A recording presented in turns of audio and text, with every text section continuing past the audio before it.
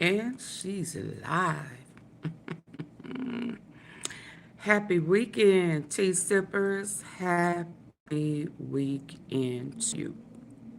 How you doing? Come on in, come on in. I know it take y'all a minute to get that notification, but we about to recap.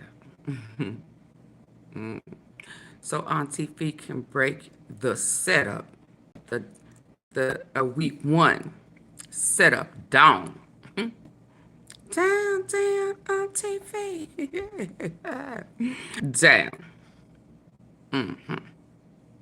You know.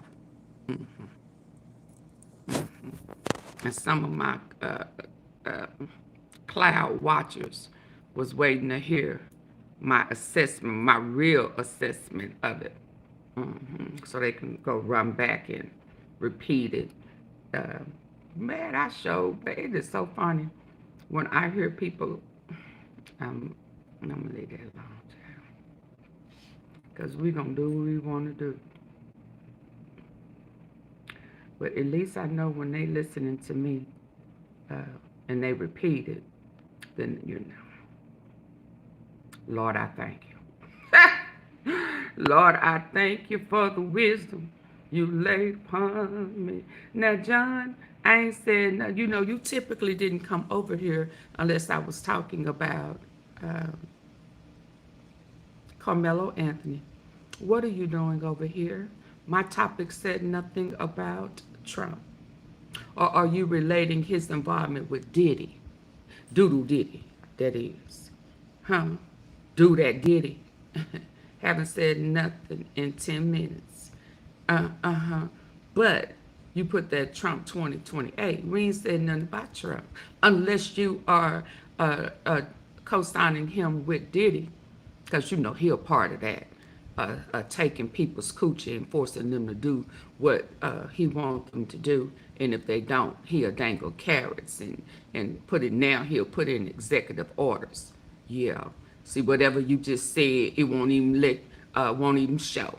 I have it set up for you like that, Mr. Montgomery. You say crazy stuff, it's not going to even show. And guess what? AunTeaFee not going to even look at it because I don't care what you say. Hello. Hello.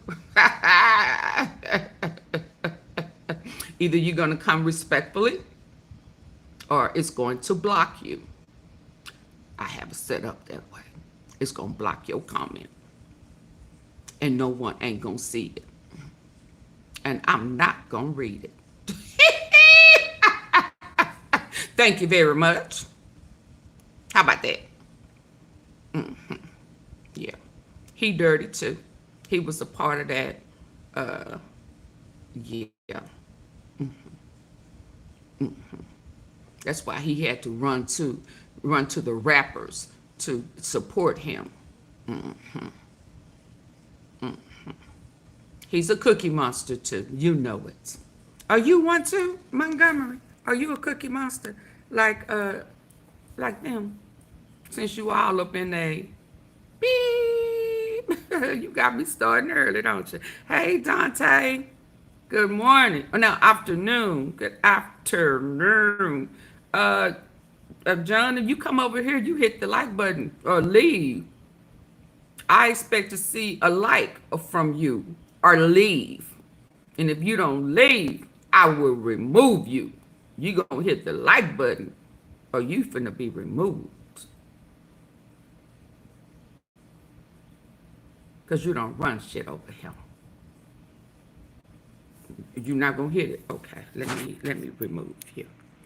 I love when you don't do what I tell you to do. Bye. Too late. Took you too long. Took you too long. Come back another day. It took you entirely too long. You should have did that coming in. Did you not see my message? Did you not see my message? Trolling so hard your ass couldn't read what I said. Come back another day. Next time, follow the rules. Okay? We don't troll over here. I done told you that before. But shout out to Carmelo Anthony. He turned 18 and he's graduating. I think it's this weekend. Congratulations, sir. Stand your ground. It's time for victims to start standing their ground. I support it. I'm going to tell you that now. I support standing your ground and standing up to bullies. Stand up to them predators. Face them. Let them know you have no control, no power, no authority over me. Them days is over. Better days is coming. Do I need to play that with Leandria? Better days are coming, boo. Call them what they are. Call them out. Call them by the name, the demonic name. They are liars, deceivers, manipulators, cookie molesters, whatever they are. Call them out. Call that demon out by its name. Shout out to you. And happy belated birthday, Carmelo Anthony. I hate it happened to you. But you stand your ground. Stand your ground. Okay? Y'all ready to move on? They tried it early, Lord. Why they playing with AunTeaFee early on a Saturday? Y'all hit the like button coming in. Oh, listen. It clicked today, the setup, baby. And when I tell you, Diddy fell right in. He fell right in to the trap. People fell right into the trap. The prosecutors set that ass up, lined them up for what's coming. And so everybody was so fixated on, you know, the freak offs and, you know, her having that Stockholm syndrome and, you know, fawning and all of that. Why would she do that? The text messages shows that she was willing. So then I was listening to attorneys, and then one who was saying the fence have, you know, they're gonna have to, you know, turn it around. Prosecution gonna have to turn it around. I heard it both. I heard them both ways. And then we also got what was going on outside. Folk getting arrested. Females out there asking for a free. Said, take me to the freak off. I want a freak off. I said, what? I had to send it to Mac. What's wrong with these New York people? She out there saying, where the freak off at? Where is that? Where is that? Where is that? Where is that? I want the cat Diddy. I Lord. Woo! I saw, excuse me, one guy getting arrested.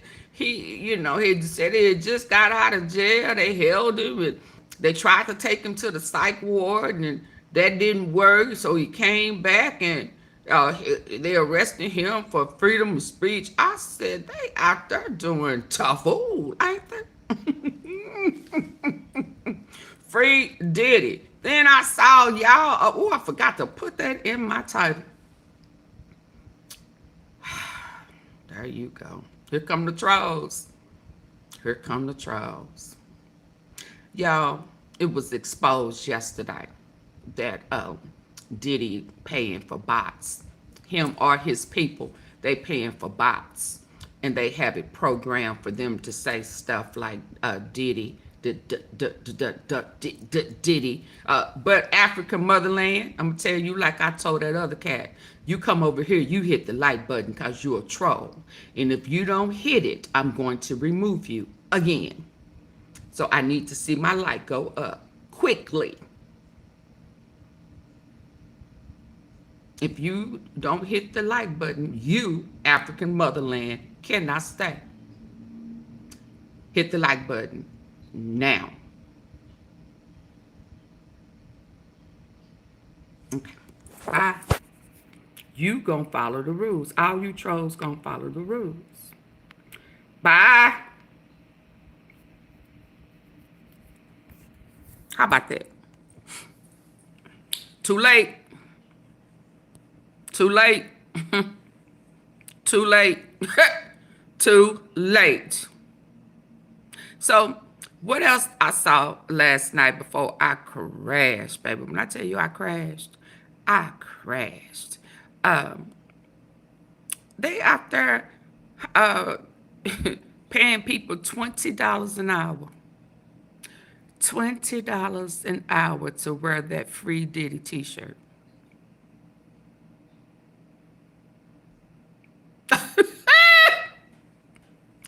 I said they desperate for real to make it seem like he got supporters out there. $20. Baby girl said she declined the $20. Do I need to start on that video first? T-Sippers, do I need to start there first? $20. It was an array of things that was going on. What's going on? Hey, what's going on? What? Hey, Christina. Good afternoon. Welcome. Y'all, please hit the like button.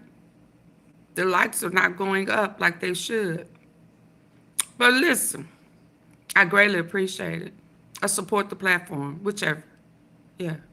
$ AUNTEAFEE. I got my love t-shirt, sweatshirt on today. It's a little nippy in here.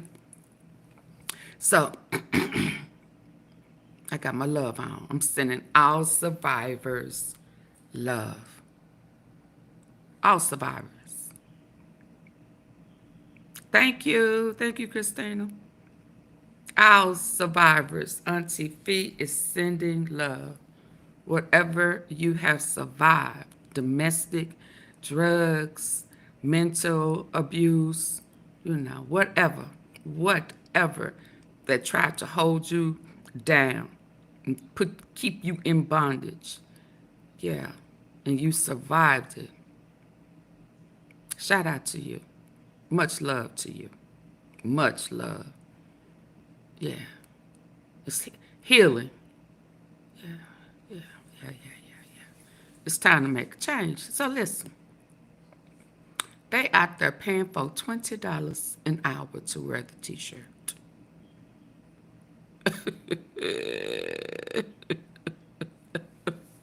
So he just don't have outright supporters. Yeah, that's what old girl was saying. Before I saw what I saw last night, she had already said he buying bots and got it programmed to say what it's saying, you know, when it comes in to troll your chat and stuff.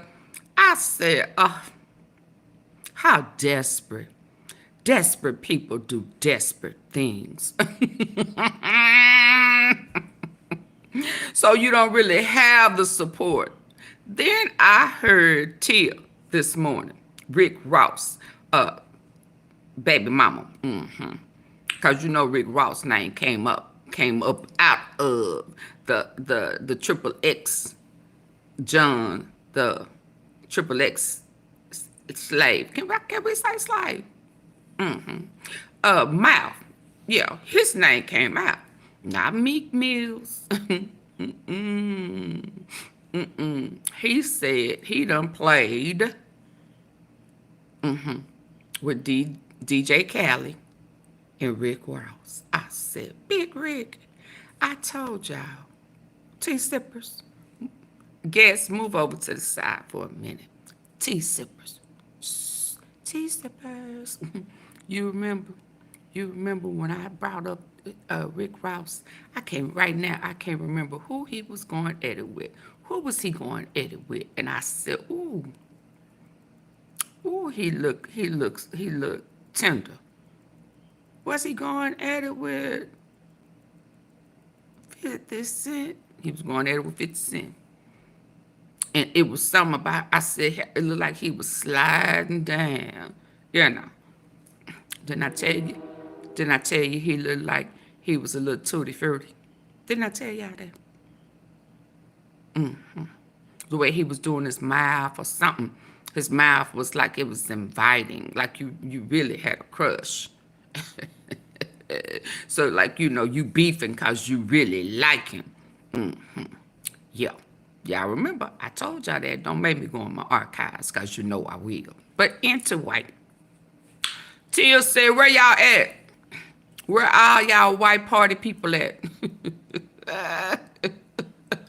Tia said, move them kids out the way. All he got that's supporting him is them kids. Where all you folk who be at them parties holding up the Ciroc and stuff? Where y'all at? Mary, she called out Mary. She called her out by her name. Mary, where you at? You need to be kicking in the courtroom doors, sitting there hollering with a sign saying, free Diddy. He shouldn't have to be paying folk to wear them damn t-shirts. Where are you people at that been to them parties? Yeah. The first part, the second and the third. I said, go Tia, go Tia, go. Cause you know she ain't it. Hell, I thought I was that, ain't it, baby? She runs circles around me. Hey, Cynthia. Do I need to go get my other so I can show y'all? Baby, she said, where y'all at? Mary, I know your ass needs to be there.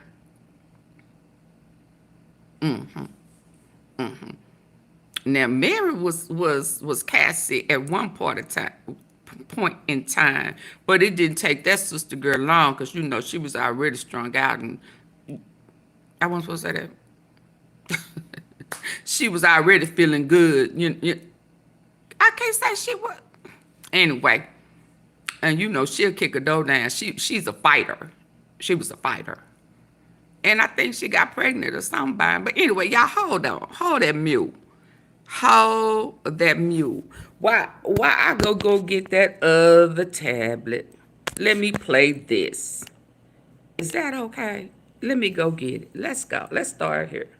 The first week of the testimony in the sex trafficking trial against Sean Combs ended with a former member of one of Combs' musical groups on the witness stand. Dawn Richard says that she saw Combs attack Cassie Ventura in 2009. Richard is suing Combs in federal court, accusing him of sexual assault and battery. She'll be back on the witness stand on Monday. Now, the star witness of the week, though, was Cassie Ventura, Combs' former girlfriend. Her civil suit against Combs led to this trial in part, and the singer and actress recounted how she met Combs when she was a teenager, worked with him under contract at his record label, and eventually became his girlfriend. She answered questions about how the alleged abuse began. Get them lights up so I can tell y'all what the play is. She said that she was coerced into participating in and coordinating. Her week on the stand ended with Combs' defense lawyers interrogating Ventura about the incident seen on surveillance video of Combs attacking Ventura in a hallway at a hotel. And while under cross-examination, she discussed her inpatient treatment for mental health problems and taking medication for opiate addiction. With us now, trial attorney, legal analyst, and crisis manager Monique Presley. She's also the host of the daily show, Make It Make Sense. Hold on, because I need for y'all to hit the like button, and then I can tell y'all what the play is. Come on, y'all. There's a play at hand. There's a play. There's a setup. There's a setup. Come on. With Monique Presley. Thank you for being with me. So let's start with the defense here, because their lift this week was to convince the jury that Cassie Ventura was willingly engaging in these freak-offs and this activity, that she was not forced, she was not coerced. It's up to the jury to determine that. But how much progress do you think they made on that path? I think that the defense did what they were supposed to do this week, because If Cassie Husband can lift, support her, obviously, where the burden all is Diddy. concerned, the burden is on the prosecution to prove their case beyond a reasonable doubt, the highest standard in the law, and the defense doesn't have to prove anything right now. Sometimes it looks like burden shifting, and it looks like there's a case that has to be made on the other side, but that's not true. So I think because we heard a significant amount of testimony from Ms. Ventura, that maybe the jury could take either way.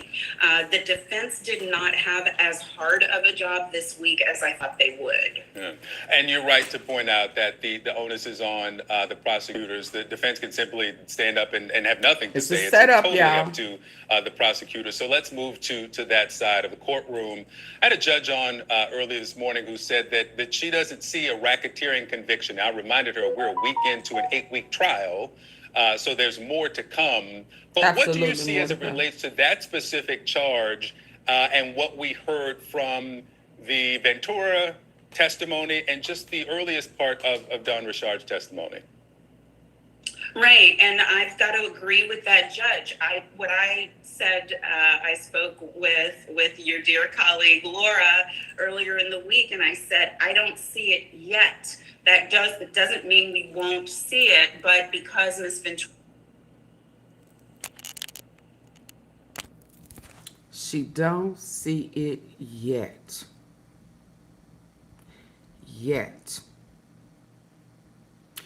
But she know it's coming. Yeah. It's a setup, baby. And they fell right into the prosecution's hand. Watch and see. AunTeaFee, you not gonna tell us? Not yet. Not yet. Laura has been promoted as the star witness. I don't think it's established there, and here's why. Who the star witness? I think that there's a good bit. I said, I don't see it yet. That doesn't mean we won't see it, but because Ms. Ventura has been promoted as the star witness, I don't think it's established there, and here's why. I think that there's a good bit of time being spent on domestic abuse, and while the domestic abuse is hideous, it is horrible, there's no justifying it, he's not charged with it, Victor. So they're using it in order to show that there was this environment of coercion, but there's several things that Ms. Ventura said that lean the other way. So whether it was the initial questioning where she said the reason why she started doing the freak offs was because she loved him, whether it was her testimony that she started to view it, it really was like a job, that she was the person who was making the arrangements, she was the person who was contacting the travel agent for the escorts, she was the person who was selecting the different escorts based on... So is it about her being a victim or a worker for an enterprise? Was she a worker for the enterprise or was she a victim? Which one was she? Everybody kept saying, oh, she not no victim. Wasn't they saying that? Oh, AunTeaFee, they got a pop. They got a good pop, didn't they? The louder the pop, of the bigger the boom. Boom. Was she a victim or was she a worker? Everybody, not me, but just about everybody wanted to say Cassie was not innocent. She was also involved. So why are they focusing on their relationship? But let's keep listening. Certain parameters. None of that testimony necessarily goes to what the prosecution is hoping to prove. But here's the other thing I'll point out. The jury may be looking at Ms. Ventura as a co-conspirator, as a willing participant in a criminal enterprise. That doesn't necessarily... What she say? What did she just say? None of that testimony necessarily goes to what the prosecution is hoping to prove. But here's the other thing I'll point out. The jury may be looking at Ms. Ventura as a co-conspirator, as a willing participant in a criminal enterprise. That doesn't necessarily mean that there wasn't a criminal enterprise. It just means to me that the prosecution is going a long way to try to prove that Ms. Ventura was forced into an action that I think they can get their proof on where Mr. Combs is concerned, whether Ms. Ventura was involved by force or whether she was involved by choice. It would still be a crime if they can use the rest of the time they have in this trial.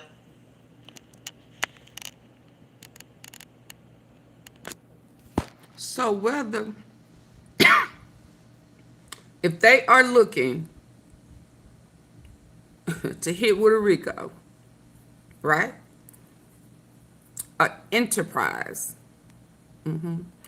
So whether her admitting that she liked it or she was, and times it was forced or not, whether or not it was forced or not, do it show that there was an enterprise? Do it show that there was an enterprise? Do it show that she was a lover, a XXX slave, and a worker? Right? A lot of people were saying she ain't innocent. She ain't trying to say that she was. See, that's why I kept saying she not removing herself. She including herself. Didn't I say that? So it's, you know, but she's still a victim because she was still groomed early as a teenager. But she was including herself. It took her a long time to realize that he had been playing her. She was never his girlfriend. She was never his girlfriend in his heart. She was a toy. He was pimping her. And she was working. He had conditioned her mind to work for his organization. And she had a book of male hookers. Juggalos, get lonely too. I'm at the time too. Yeah, gigolos, male worker, Chippendales. Ooh, baby, Tia called it. Hey, good afternoon, Granny, Grandma Ways. Happy Dondi. Thank you. And Tia, Rick Rouse, baby mama, who the XXX slave worker named too. She called it Craigslist.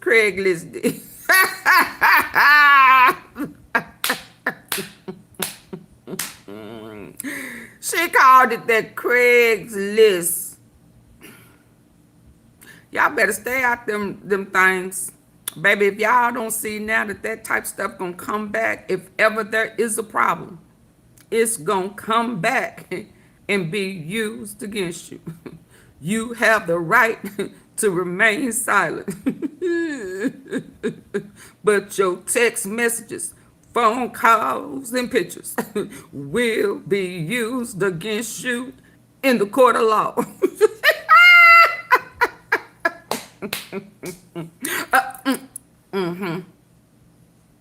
Yes, indeed. Yes, indeed. It's a set. They setting that, and then Dawn, who, you know, she has her own issues. Yeah. She came in at the end Friday, right at the tail end, and said, I'm a witness.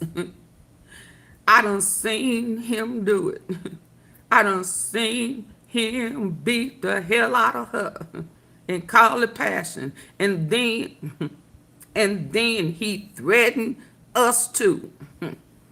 He said, repeat after me. What you saw was passion. It was love mixed out in it, but still manipulating. Still manipulating young people, young females. Trying to convince her what you saw ain't what that is. That was passion. Yeah, that's our love language. Throwing skillet Cassie. I asked y'all the other day, did Cassie, grandmama and them, have a cast iron, grits, oatmeal, you know, muddeal and them? Where your muddeal? Huh? No, she didn't have a cast iron skillet. Hell, he had one, and he threw it at her over some eggs. Says she can't get nothing right. Ain't that what pimps do? Create reasons to beat that ass. Force. Ain't that a part of that? What is it? Racketeering? Force. Oh, they said that. They lining that ass right on up, ain't they? They lining that ass right on up, ain't they? And then told them, if you can't act like you didn't see what you saw, people disappear. What that mean? Who? Huh? What that mean? They asked her, what did that mean to you? That mean that he was gonna us if we said something. Threats. Y'all see the lineup? Do y'all see the lineup? Everybody focus this way. In all actuality, they building that case, that lineup over there, while y'all over here. Y'all want to get stuck on what them text messages said. They said, we showing that there was organized crime. Force. Yeah, with consequences when you don't do what he say he do, whether you his worker or his girlfriend, whatever you are, whatever position he done gave you, because it's a position. Yeah, you working. Yeah. How many people say that they don't work for him and didn't get paid? Hell, ain't that what Chopper was talking about? He owed him for making of the bands, season 2, 3, and 4, or whichever ones in the album releases that, in concerts and shit that they never got paid from. Ain't that what pimps do? They make you work and don't pay you. Ain't that what pimps do? And then they'll say, I provide a roof over your head and clothes to go trick off in. I'm the one to pay for this. I'm the one to pay for that so that you can go out there and do your job. Bring that money to me. Don't you skim not a dime off of it.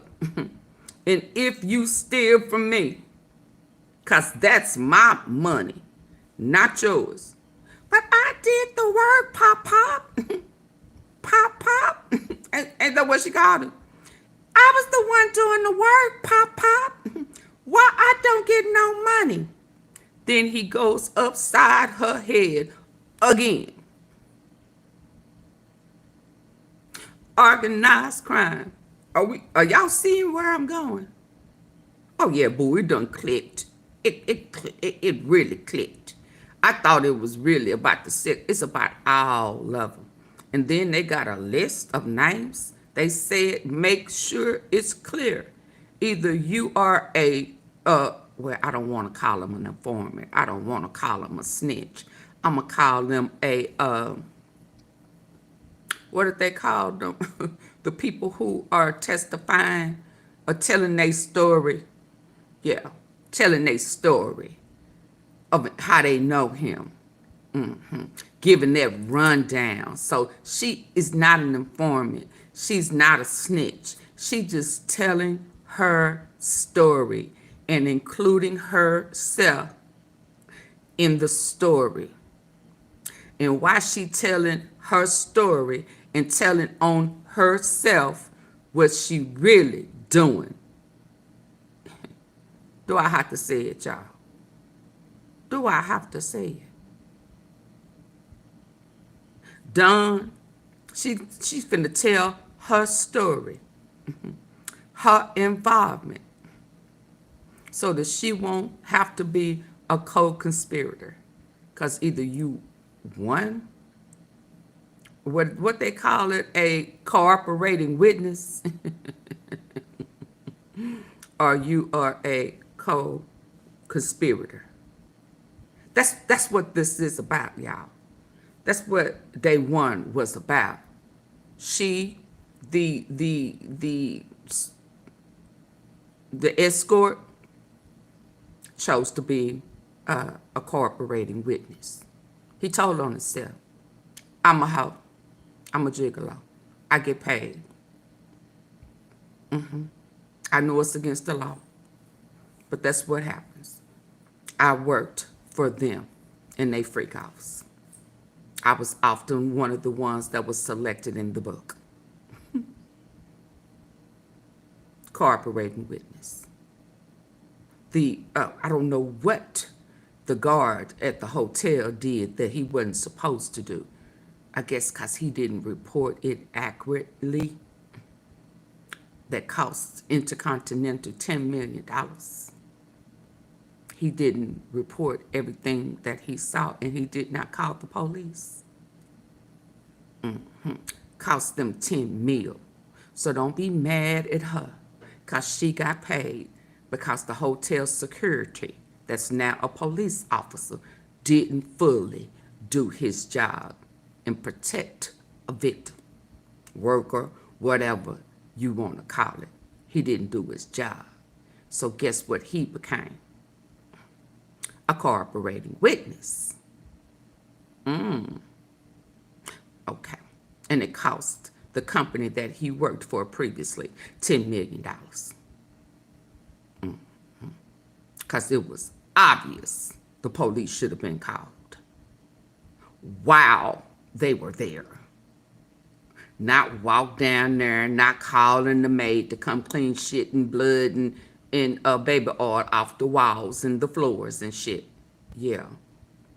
Did he take that bag of money? And they just ain't said. He said he didn't. Okay, we gonna roll with that. He said he didn't take it. Did you tell them before that he offered you a bribe?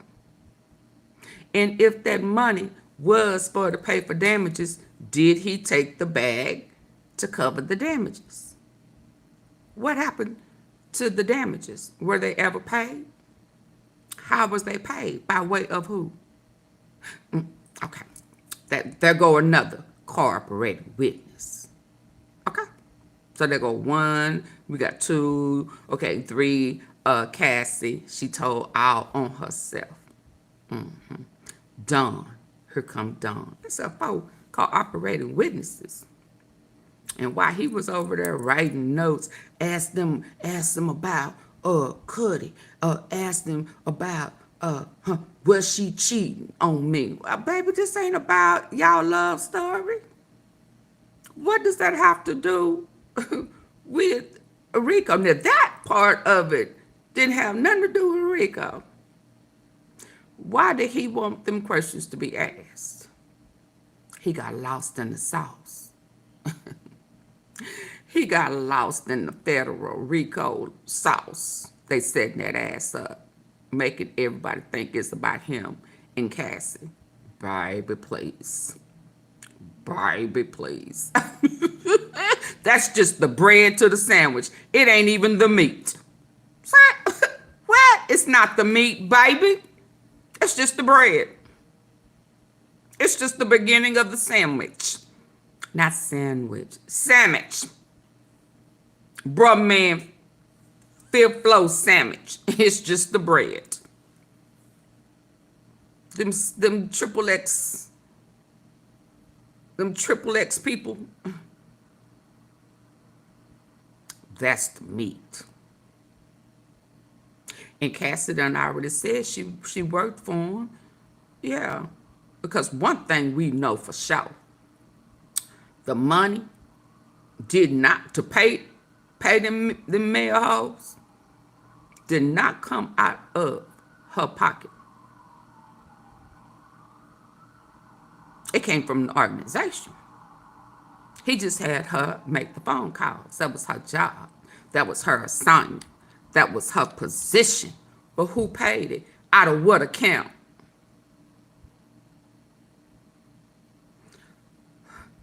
Is the heart starting to beat a little faster? Yeah.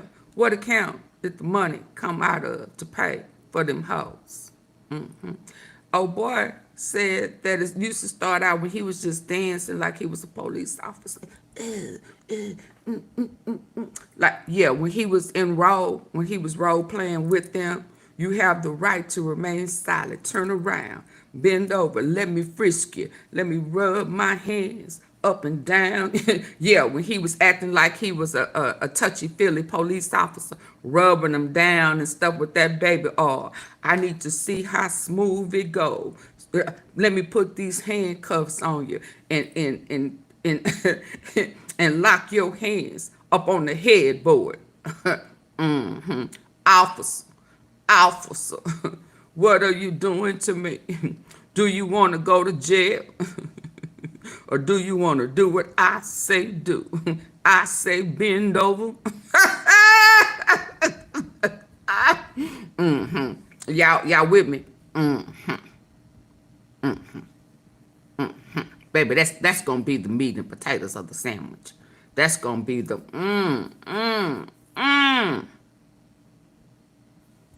Watch what I say. Watch what I say. Yeah.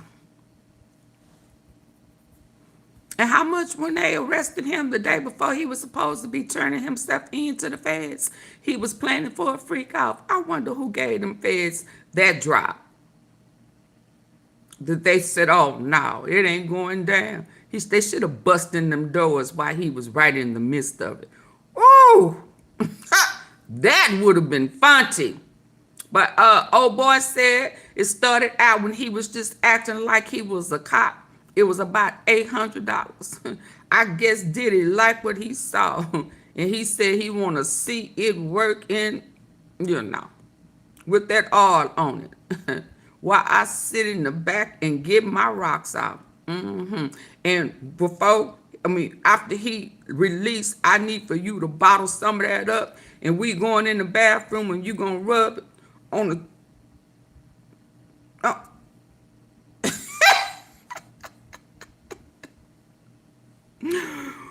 He needs some nipple stimulation. And he needed that juice to go on his nip. What type of freaky shit is this, baby? So he said once when they kept calling him back for round 2 and 3, yeah, they paid up about some thousands. Now, how many thousands? How many thousands? Hey, Mohawk and Boss Itch, how many thousands did that arresting officer find?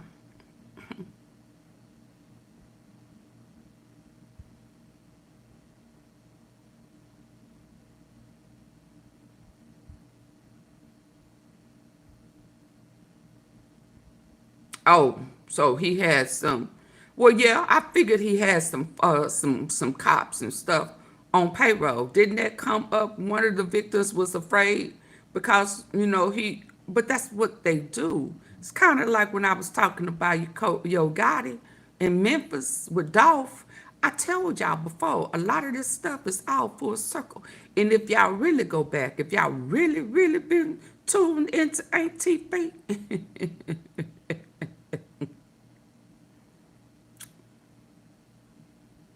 y'all really will see them dots connect, baby. I've always said that there were some things that Dolph and Mo3 I cannot see them wanting to be involved in when it was probably introduced to them. And I have always said it was that's trafficking humans. Have I not? T-sippers. Have I not? And I've always said that they wanted the higher ups. Yeah. And once they really tap in to Jay-Z, oh, the roof is on fire. Oh, it's gonna explode. There was some things involved in that industry. The guns, the murder for hire, the car theft, all of that stuff was wrapped up in there. They would have been okay with just about all of that. But the human extra, and they was independent artists. But I'm gonna move on. I just want my tea sippers to recognize. I've been saying that for how many years? How many years? Now, to thy own self be true. I did not necessarily say Diddy, but I damn sure said Gotti. I mean, Jay-Z.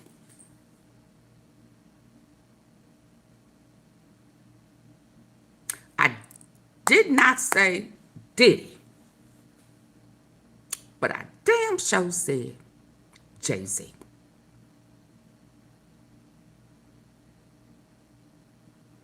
Why your eyebrows keep going up? Okay, I'm gonna move on. I'm gonna move on. You, auntie, you on point. And what I keep saying, when it comes to Dolph, and Dolph said he did not want to sign, and he did not want his partners, his boys, to have to, how did he say it? Not give up or, compromise their manhood. He had to make sure that he could teach them, provide them with their blueprint to show them how they could make that money. And you did not need them until you, so that they would not have to compromise their manhood. What that mean? Yeah. So did Dolph, to some degree, sacrifice himself? Absolutely. But I'm going to move on. I'm going to move on, boo. Because I've been on that for how many years? I've been saying the same thing. And folk thought AunTeaFee was crazy. I can see clearly now the rain is gone. Y'all ready? Hold on. Huh? Oh, okay. God damn. Y'all saying, God damn. My tea sippers is 4, 5, 6, 7 steps ahead.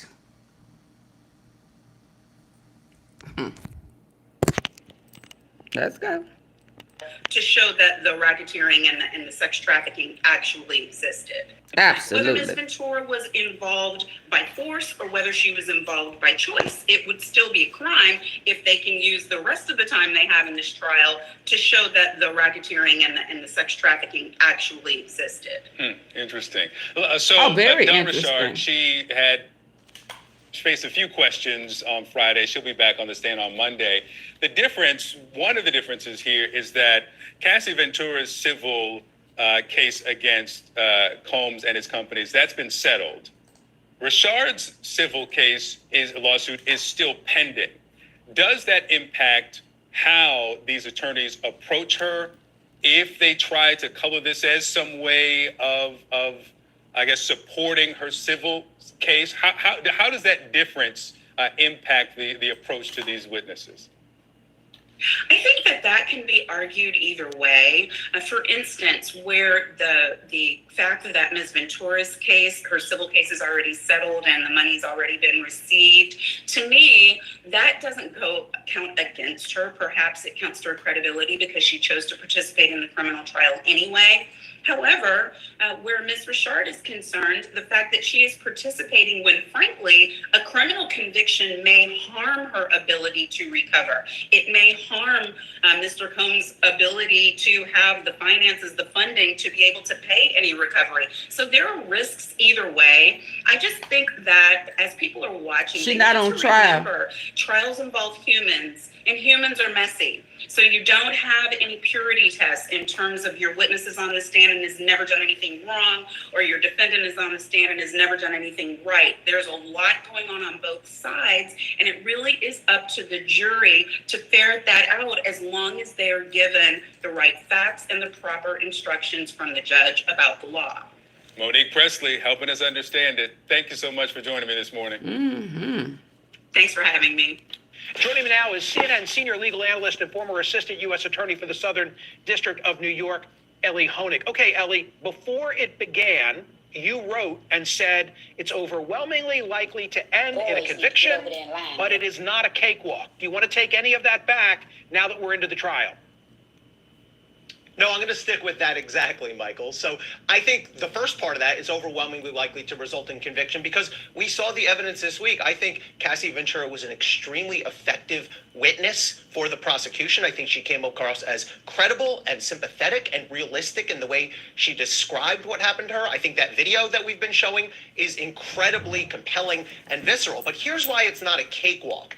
The prosecutor's job here is not to prove that Sean Combs was a bad guy, a terrible guy. In fact, the defense got up and said he is a bad guy. He did commit domestic violence. But the charges here, the charges are the thing. This is not a state prosecution. This is not a domestic violence prosecution. This is a federal prosecution for racketeering, forcible sex trafficking, and then interstate prostitution. And I think as bad and damning as the evidence is, it's going to be tough for prosecutors, I think, to get it to meet the definition of racketeering and forcible sex trafficking. Emergencies can strike at any time.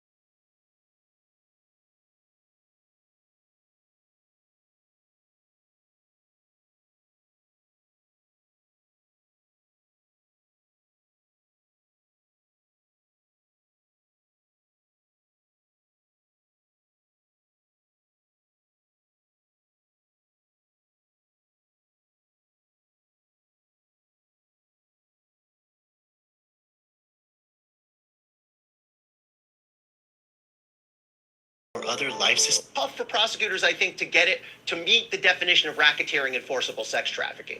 Okay, and one final point, correct me if I'm wrong, but consent does not provide Diddy a defense here, but to the extent that they're seeking to show that she was a willing participant, it seems like they're just trying to make the whole situation and everybody involved part of some ugly enterprise and turn the jury off. Do I have it right?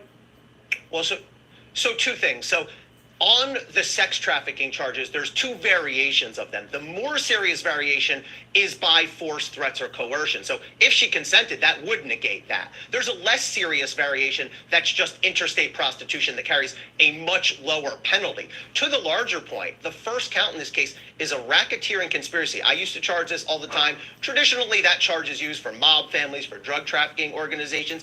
You can see it applied in other ways, but they need to show that Sean Combs was at the head of an organization, an organized group that committed multiple interconnected crimes for a common purpose. And I don't think Cassie Ventura's testimony on its own gets prosecutors there, but this is what I'm looking for in the coming weeks. I think they're going to build this out. I think they're going to show that this was not just a troubled domestic relationship, but prosecutors are going to try to show that this was a larger pattern of organized activity. I think it's going to be tough. I think they're going to have a hard time making out that racketeering charge, but I do think they've introduced some powerful evidence that can set them on their way towards it. I'm going to put a social media up and we'll explore it together, but I want to say something. Criminal enterprise, he's the only one at the table. Enterprise with whom? Yeah. Yeah. Look, it's a good point. Technically, you... Hold on. I had to go into another room. And so I want to hear what I may have missed. Excuse me, please. Let's go. But this is what I'm looking for in the coming weeks. I think they're going to build this Hey, out. stop I think they're going playing. to show that this was not just a troubled domestic relationship. Hey, but stop prosecutors playing. are going Thank you. Bless you. Bless you. Bless you. Bless you. Thank you. I have on my love t-shirt, sweatshirt today. That's for all my survivors. To God be the glory. I love you.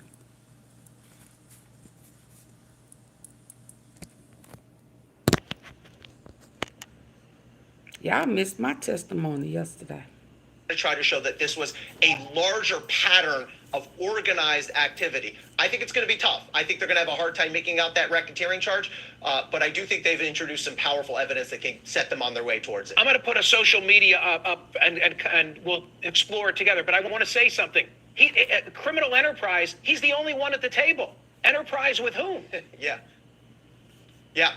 Look, it's a good point. Technically, you can have a racketeering enterprise of one. It is not ideal. I mean, when I charge federal racketeering cases, the fewest defendants I ever had was maybe 5 or 6. I have 25 defendant cases, and I think count on the defense trying to exploit that. They're going to say, folks, Right. you're trying to build this up Yeah. into more than it is. It was a troubled Right. domestic They've overcharged. relationship, and they're trying to make him a RICO of one. Yeah. Okay, real quick. Here's that social Is media. he a I'll read RICO it of out one, loud. y'all? Listening to all the reporting so far on this trial. Is he a RICO of one? Think about all I done said this mountain in this almost hour I've been live. Is it a RICO of one? Is it? He has established that what's her name? Cassie is not innocent. Whatever he was involved in them years, so was she. So, is it of one? So, is she a cooperating worker? Witness?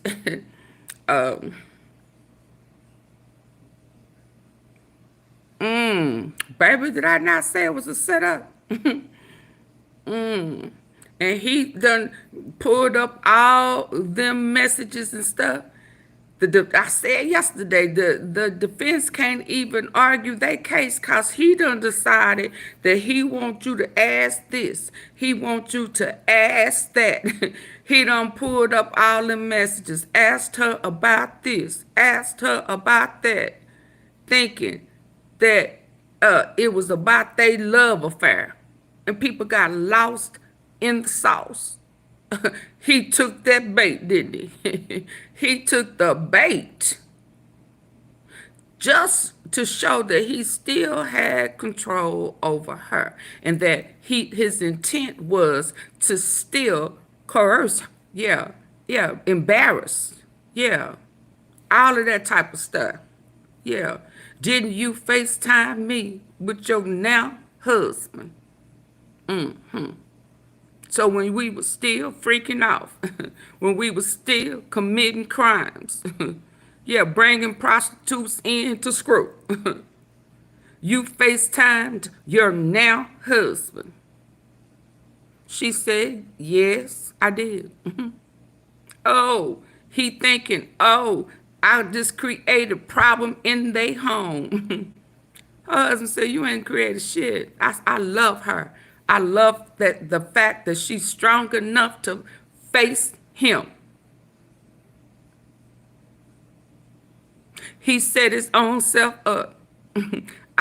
When I think about it, I keep hearing that Bruce Rivers say you snitching on yourself.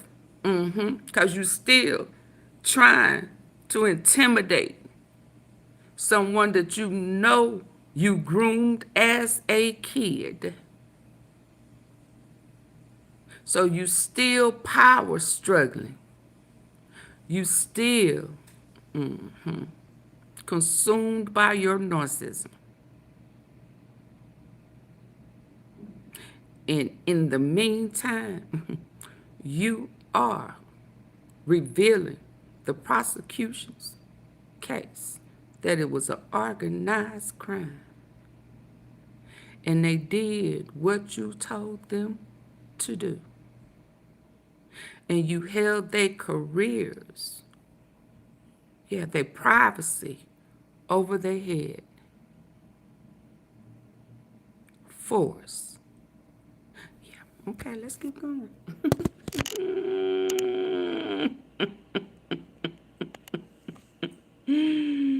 I'm no lawyer, but I don't hear the RICO charges coming out, at least so far. That's pretty much what you were just saying. I certainly see that Combs is a bad guy who treats women like objects and is probably misogynistic.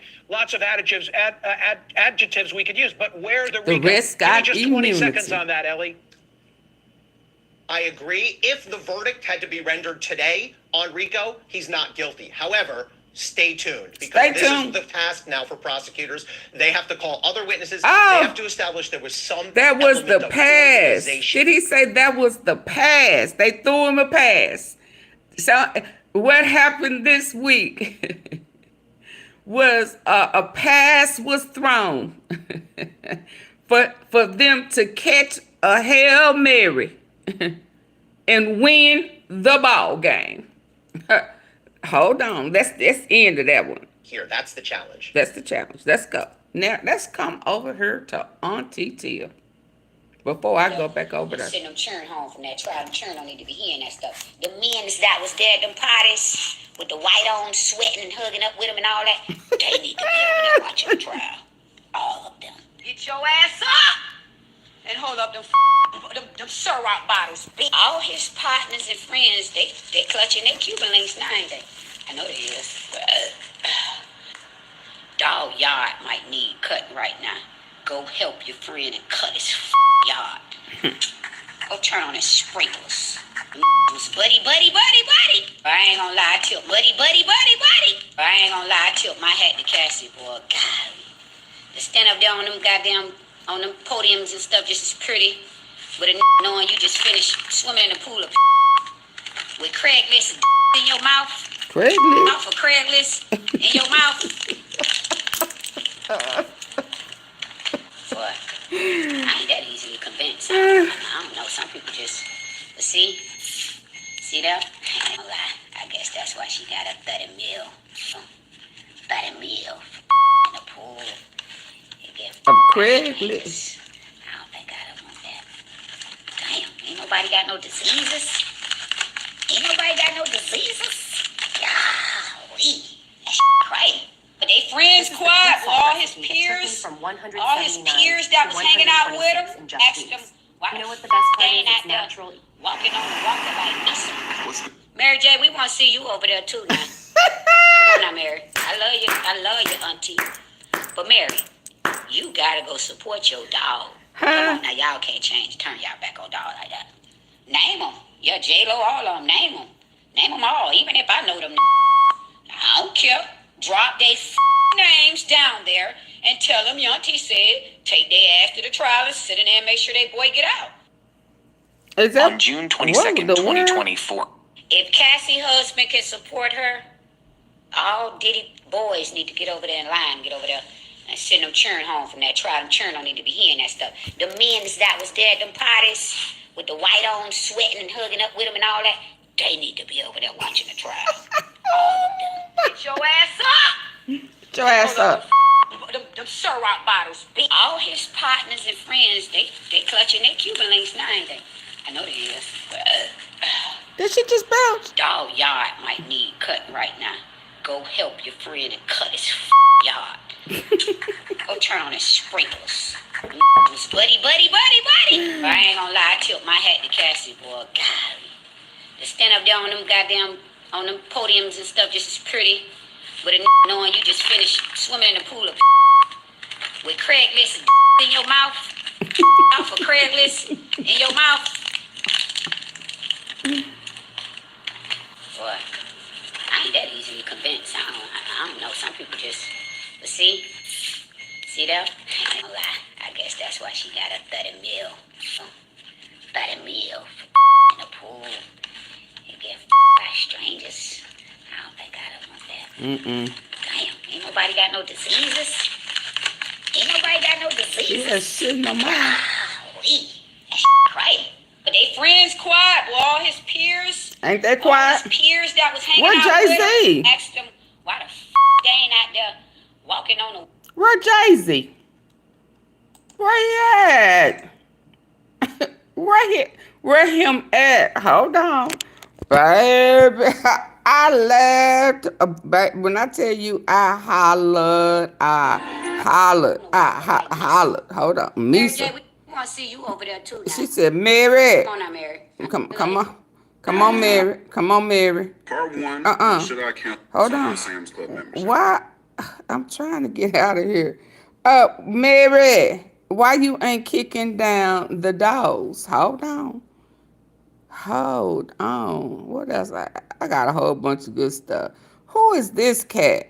Oh, but hold on. Let me go here. Oh, girl. Who is this sister girl, baby? When they tell you they out there climbing. Freak off! Can somebody bring me to a freak off? All right, I want to go to a freak off. I want to get just like Cat Diddy. I need to get one a freak off. That's what I want. Where's the guy? Bring me to She a freak said, off. is the reporter right? Academic. Oh my God. It's the reporter right? Stick with the other. Did she say that was too much? Stick with the Italian. You're not Italian. Spanish. Oh, God, you're annoying. Did she run? Myron, that piece of shit. Go to a freak off. Can somebody bring me to a freak off? All right, I want to go to a freak off. I want to get just like Cat Diddy. I need to get one a freak off. Was that too much for her? Bring me to a freak off. Lucy, what's her name? Lucy Chin. Was that too much for Lucy Chin? Stick with the other Italian. Stick with the Italian. You're not Italian. Spanish. Was that too much for Lucy Chin? Myron, that piece of shit. Did she say that was too much? That was too much. That was too much for Lucy Chin. She said, did she run? Oh yeah, I got another. I got a nothing. Who is this cat? Is this when they had that? Hold on. Why do you feel that way? These are all paid protesters. You can get $20 an hour if you wear a t-shirt. You gotta speak up. She just got recruited, right? I refuse. You said no. No. It wasn't worth the 20? No, but like he told me that it's for a Diddy coin, so I'm not really sure what that is. Yeah, they just tried to pay me $20 to wear a free fucking shirt. Stop. I could tell because the lady right there, she just kept convincing me to go wear a shirt, and I'm like, I'm good. so just $20. And if you need $20, all you have to do is wear a free puff shirt. Just stand out here. And you said no. Yeah, I said no. Did they say how many hours? $20 an hour. And she told me she got paid like $60 yesterday for standing out there in 3 hours. Oh my gosh. Yeah. Why do you feel that way? So these are all paid protesters. You can get $20 an hour. Hey, baby, you know he out of You gotta here. speak up. You gotta She talk just loud. got recruited, right? They out there paying $20 an hour. No, but like he told me that it's for a Diddy coin, so What's a I'm not Diddy really sure what coin? that is. Yeah, they just tried to pay me $20 to wear a free fucking shirt. Stop. I could tell because Can y'all believe She this? just kept convincing me to go wear a shirt, and I'm like, I'm good. so just $20, and if you need $20, all you have to do is wear a free.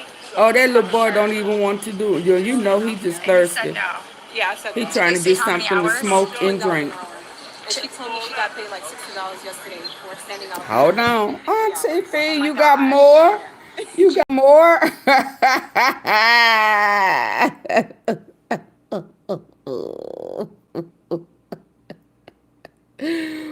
Whoa, baby. Baby. Who is this cat, y'all? Who is he? Listen. Do you regret ever getting involved in... I didn't have a choice. It got bad when I was about 15 years old. I'm sorry. I'm sorry the way that I look. Oh my God, it hurts so bad. It hurts. It hurts so bad because there's like nothing I can do about it. I take for high blood pressure medication, and I took for my mouth. For his mouth? What was wrong with his mouth? How would you feel every 2 seconds seeing a tweet? Yeah. Go. Oh, look at this. Do you regret ever getting involved in... I didn't have a choice. It got bad when I was about 15 years old. And then Justin Bieber talking about he wasn't abused. Yes, you was. Yes, you was. Yes, you was. You was just like Aaron. Why is this grown man standing behind you with his lip quenched? Yeah. Like he finna wear you the hell out. Where your clothes at? Baby, they finna wear him out. Okay, before I get back to that video, I don't remember what that one is. I did that one, this one. Let me see. Oh, and her. Hold it. I was shot in the face by Puffy. What happened legally, like on the record? They were concerned with him being able to pay off everybody on the witness list, and they cited my case, which is why they did not give the witness list until April 18th.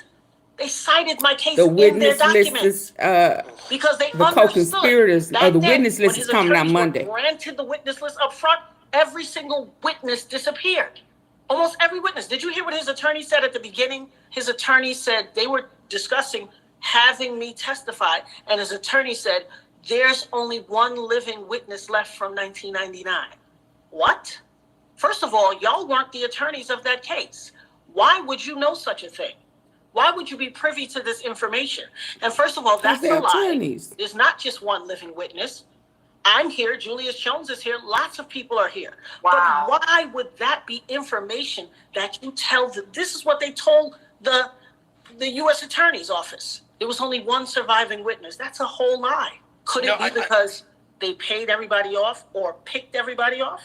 I was shot in the face by Puffy. What happened legally, like on the record? They were concerned with him being able They will not let her to testify. pay off everybody on the witness list. They will not allow And they her. cited my case, which They will not allow her to testify. Why? Oh, but they say, baby, it's a whole list of them. Either they gonna have to be a witness, cooperating witness, a co-conspirator. Which one is this? Hold on, I got so much pent up on my T-Sippers, baby. Until it ain't funny. Oh, this one. I'm with the tell. Nigga, I'm gonna go to the courtroom. And I'm gonna go into that in the jury thing. Not the jury thing. I'm gonna go to section with a jury. I want that nigga to see me. I'm doing that shit for Big. I'm doing that shit for Wolf. And I ain't listening to no reporters, none of that can say a motherfucking thing to me. I'm a jet. But I want that nigga to see me. When him and D-Rock got on that thing and talking about, yo, some security nigga like that, and talk all that shit, nigga, now I want you to see Is he a witness, y'all? Is he a cooperating witness? I gotta be there at 6 o'clock in the morning. Hey, Kane, like. Break of dawning. Is he a cooperating witness? I want that nigga to see me. You understand what I'm saying? Yeah, nigga, I started this. Ooh. All these motherfuckers say what they want to say. They can eat off this shit. They can eat off my name. I don't give a fuck. I want to look that nigga in his face. I tried to look that nigga in his face as a man, and he refused to. Now he being a sucker behind bars, trying to stop that nigga. Long time ago. Nigga, I'm going to go to the courtroom. And I'm going to go into that in the jury thing. Not the jury thing. I'm going to go to section with a jury. I want that nigga to see me. I'm doing that shit for Big. I'm doing that shit for Wolf. I ain't listening to no reporters, none of that can say a motherfucking thing to me. I'm a jet. But I want that nigga to see me. When him and D-Rock got on that thing and talking about, yo, security nigga like that. And talk all that shit, nigga, now I want you to see my face. I'm going down to that motherfucker if I got to be there at 6 o'clock in the morning. Break of dawning. Wiping the... So, is he the only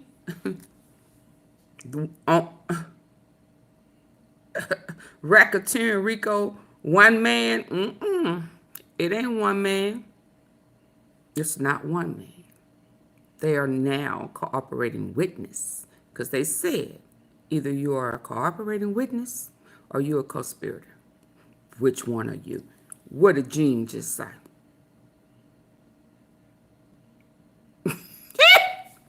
Y'all see the setup yet? Do y'all see the setup yet? And then the people gonna be saying they telling on themselves. They ain't innocent. Right now, it ain't about if they are innocent or not. Were they workers? Cause see, I mean, I'm sure they could say I didn't know I was being a part of organized crime. I was just doing a job. I was hired to do a job. I was hired to be security. And when I tried to get him, when I felt funny and felt like some stuff was going to go down, I tried to go get him to go a different way. He told me I wasn't running shit. We going this way. I tried to tell him somebody going to get shot tonight. Then he's, come on, we going. So is it a one-man army or have the other people jump ship? I tried to tell y'all. You see my title? It's a setup. He think he winning.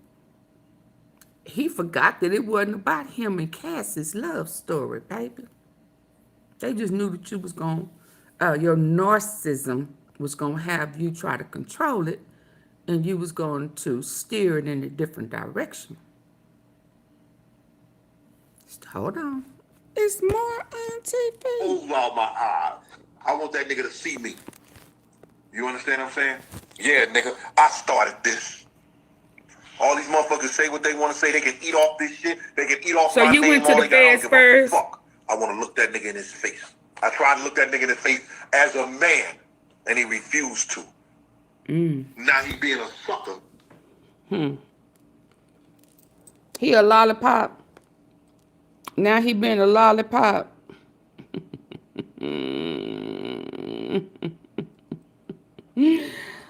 How many licks does it take to get to the middle of a Tootsie Roll Pop? Day 4 of the Sean Diddy. This is what's going on outside. You guys hit the like button and subscribe to the channel. This is what was going on you guys outside. Opinion on what's going on out here today. On the Cassie street. is on the stand currently right now. They're trying to get Cassie off the stand by tomorrow. And let's go.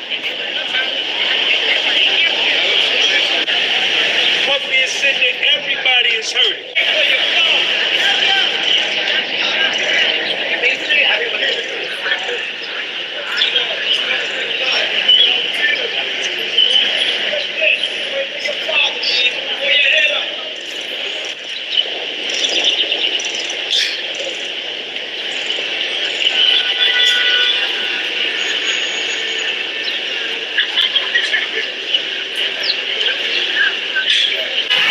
Cassie said that her and Papa were taking opiates every day. Every day. They was getting high every day. Is there drug use? Yes. But this is just a relationship. Hey, workers. Hey, content creators. Shout out to Tisa for exposing it. You know what I'm saying?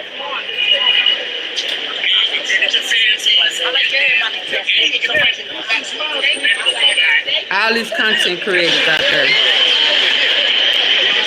What they're talking about is just something different. You know, they're just trying to get my man down, and I know these parties, I can't explain to you what happened there because it's not that easy.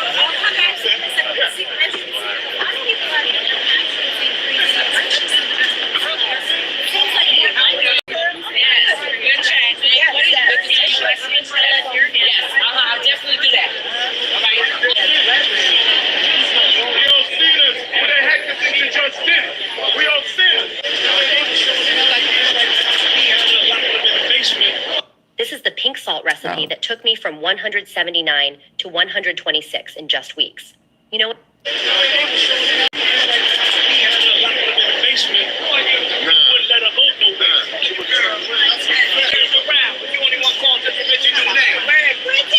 love you, Spider. And I was right there too.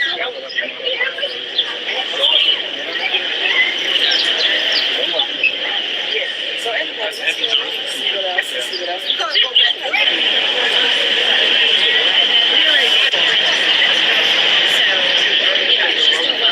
They having whole debates and everything out there. Hold on.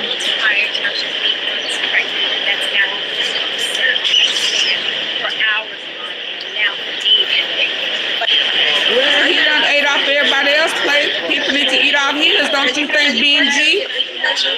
Benny G?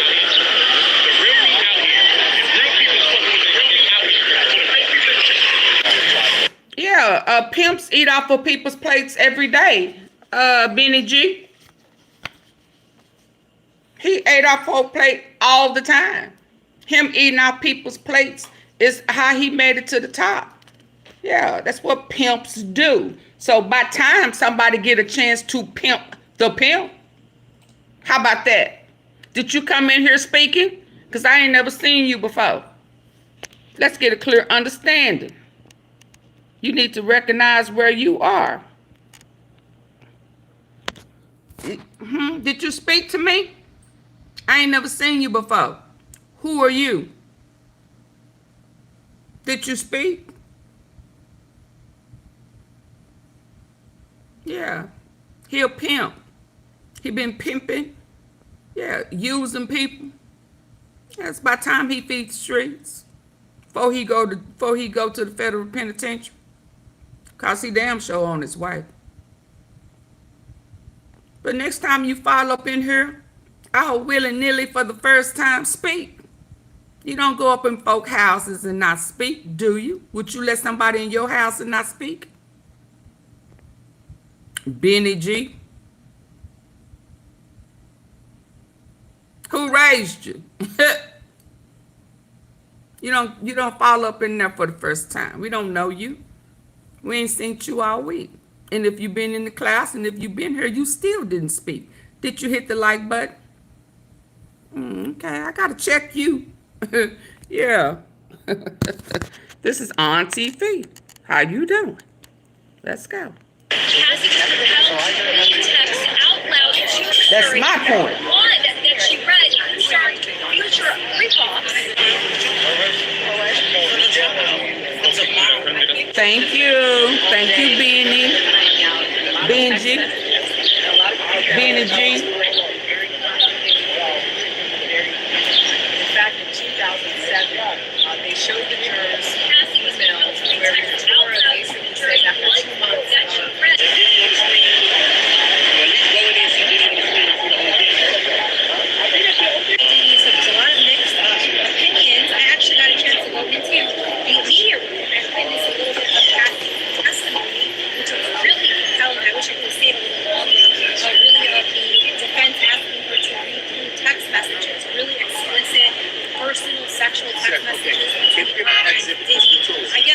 the street that she was complacent, or rather that she was free to take that she wasn't forced. They're trying to make false text messages. I'm gonna interject when you say something stupid. What you talking for? You got something to say? Is he trying to start something on the Ain't you a member of streets? the press? Aren't you a member of the press? Freedom of speech, right? Big fucking tough guy, bully.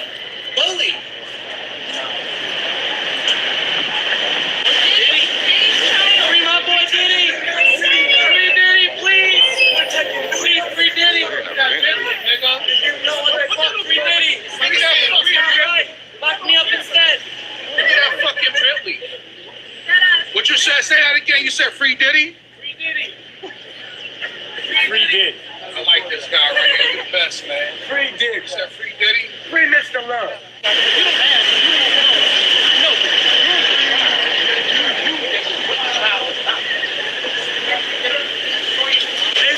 They said they're taking me to the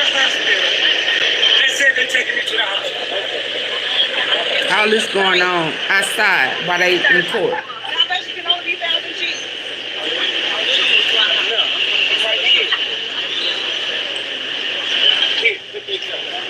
Put me in cuffs. I don't give a fuck, bitch ass nigga. Woo.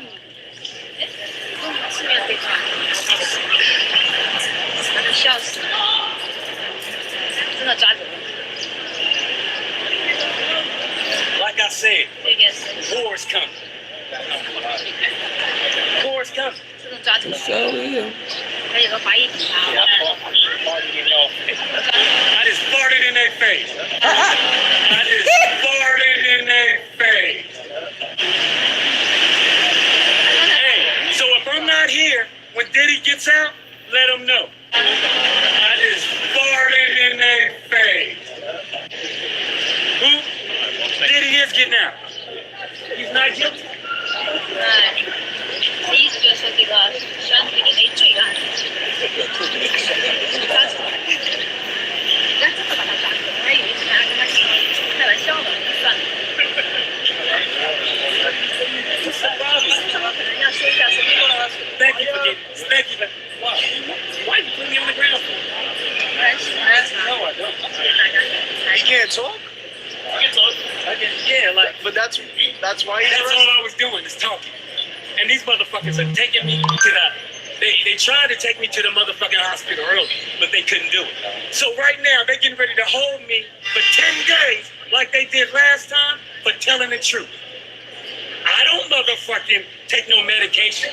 There's nothing wrong with me. Well, that's why. But Yes, you know it is. that the U.S. government is motherfucking your enemy. They call you crazy. No, you in a mental hospital. Because I just got out of jail. Jail ain't good enough. Jail. So now they're going to hold me for 10 days. So they got the crazies out there. Do you think that he's guilty of conspiracy? Well, we all know. This is the pink salt recipe that took me from 179 Baby, they got to the loony and the 126 in just toonies weeks. out there, don't You know what the best part? Do you think that he's guilty of conspiracy? Well, we all know he's guilty. However, to prove a case, it's everything alleged. So I don't think that right now what's going on is probably going to favor Republicans. I don't want that white man's money.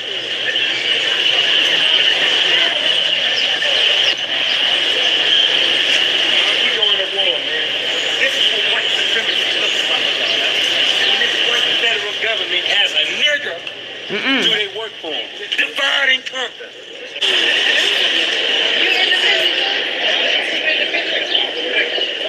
Baby. I thought I wanted to be out there. The greatest thing I've ever said is when black people we set them up for a time, and then she took it around.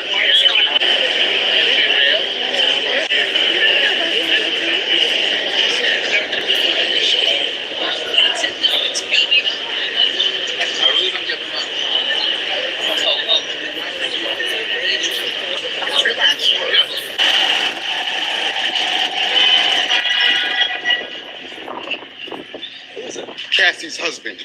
Who? Cassie's husband.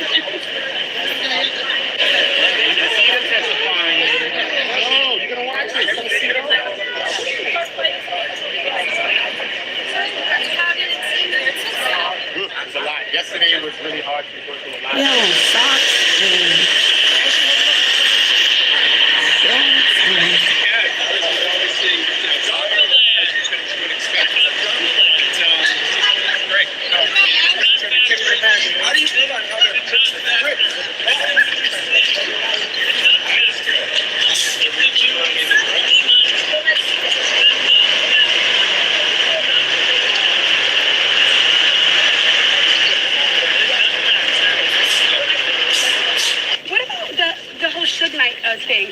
Her saying that Diddy and his friends went without her, and then they brought it back that she said she went with them. Can that be spamming? I think that's just They still think it's about her and Diddy. She was being interviewed. She didn't review those notes or anything like that. I think her testimony, the one thing about her testimony, really, is there's no credibility issues with her. The facts are the facts. She's telling them as they are, her truth, and they are what they are. It's not a typical cross-examination. And she implementing herself, remember? No issues with her credibility. What about the age gap? Do you feel like that they made her not as a young girl who didn't know what she was getting herself into, but someone who said okay to things? With that text message that showed her that saying it is what it is, and I'm okay with that. When they talked about Kim Porter and her being okay with not being able to spend holidays with his family, setting up that there was like a jealous situation that was happening. So I'm asking you talked about her credibility, right? I feel like yesterday made her seem, we empathized with her yesterday. Today, we're seeing that there may have been almost like a motive to her anger or her upset, which resulted in a lawsuit and that where we are today. With Kim. The facts are the facts, the texts are the texts. And Breakfast Club I shit. think that the evidence will be clear as the case goes on and Cassie's testimony goes on, and we'll see what the jury does. Do y'all see what's happening? Y'all see those persons? It ain't about her. They still want to make it be about her. It's not. Credibility to me, it's the whole case is credible to me. I just don't think that they're gonna be able to prove the stuff that we're talking. So they told y'all one thing and they're showing you something different. The other day you were wearing a shirt that said free Diddy. You think he's gonna be free at the end of this? Who knows? Good answer. All right? He know he ain't. He just, that's an easy yes or no. Why he couldn't say yes? Why he couldn't say yes? Oh, hey, I was looking to see. Hold on, let me call you back. I'm so sorry. All right, I'll call you back. No, there's no defeat. We're on this stay for you guys. No, we have 7 more weeks. All right, so I showed you the facial expression. How does he? I actually really couldn't see his facial expressions either until he turned around and saw his kids, and always loving, always happy to see them. So. His kids still very supportive. What about the look when Cassie is looking at him? Do they mean eye contact? I didn't see that, and I actually wasn't looking for that. I'm not here to put a microscope on Cassie. That's not what this is. This isn't Sean Combs versus Cassandra. It's not right. Bam. Sean Combs wants this could be a bigger. Bam. She said it. She said it. That's the difference. This is not Sean Jones versus Cassie. This is not about none of that. That's why you was hearing people say, is this going to hurt her? Because she took that settlement. That don't have nothing to do with this. This is not about Sean Combs and Cassie. And that's how people are getting lost in the sauce. So this is why they're saying they don't see what this ain't no RICO. That's domestic violence. Yeah, because the RICO is not going to be solved in Cassie. Again, she's just the bread to the sandwich. Not sandwich, sandwich. Bruh, man. 5th floor sandwich. She just the bread, baby. That holds it together. The meat, the substance. It's that, what's the bald-headed little former Chippendale dancer. That's because they don't understand. So that's why they not used to AunTeaFee. We gets to the facts. And the facts is, it's not about Cassie and Diddy. And he played himself when he started sending them sticky notes saying, asked her this and asked her that. He got lost in the sauce. Did you FaceTime your now husband? So you trying to mess up her happy home. So you still are vindictive, spiteful, conniving, manipulative. You still showing your hand. So you fell off into their hands.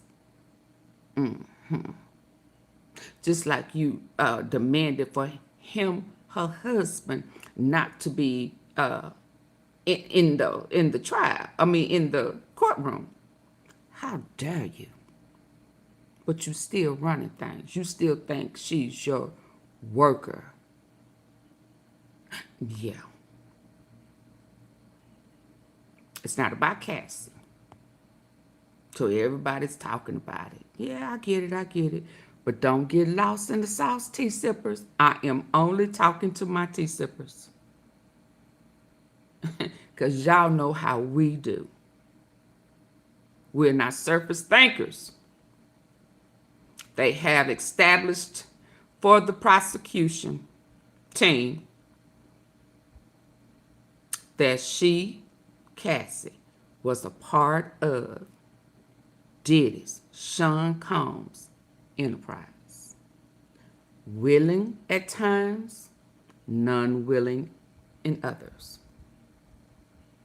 She thought she was a girlfriend. She found out over 11 years that she was just his main toy. I'm gonna be, she ain't done nothing. She ain't know. Yeah, he used her. And he made her work by calling these sex workers and stuff. Yeah. Let's go. Let me bag that thing up on her. Because she said it right. Ouch. God, dog. She said it right here. Let's go. No, go down.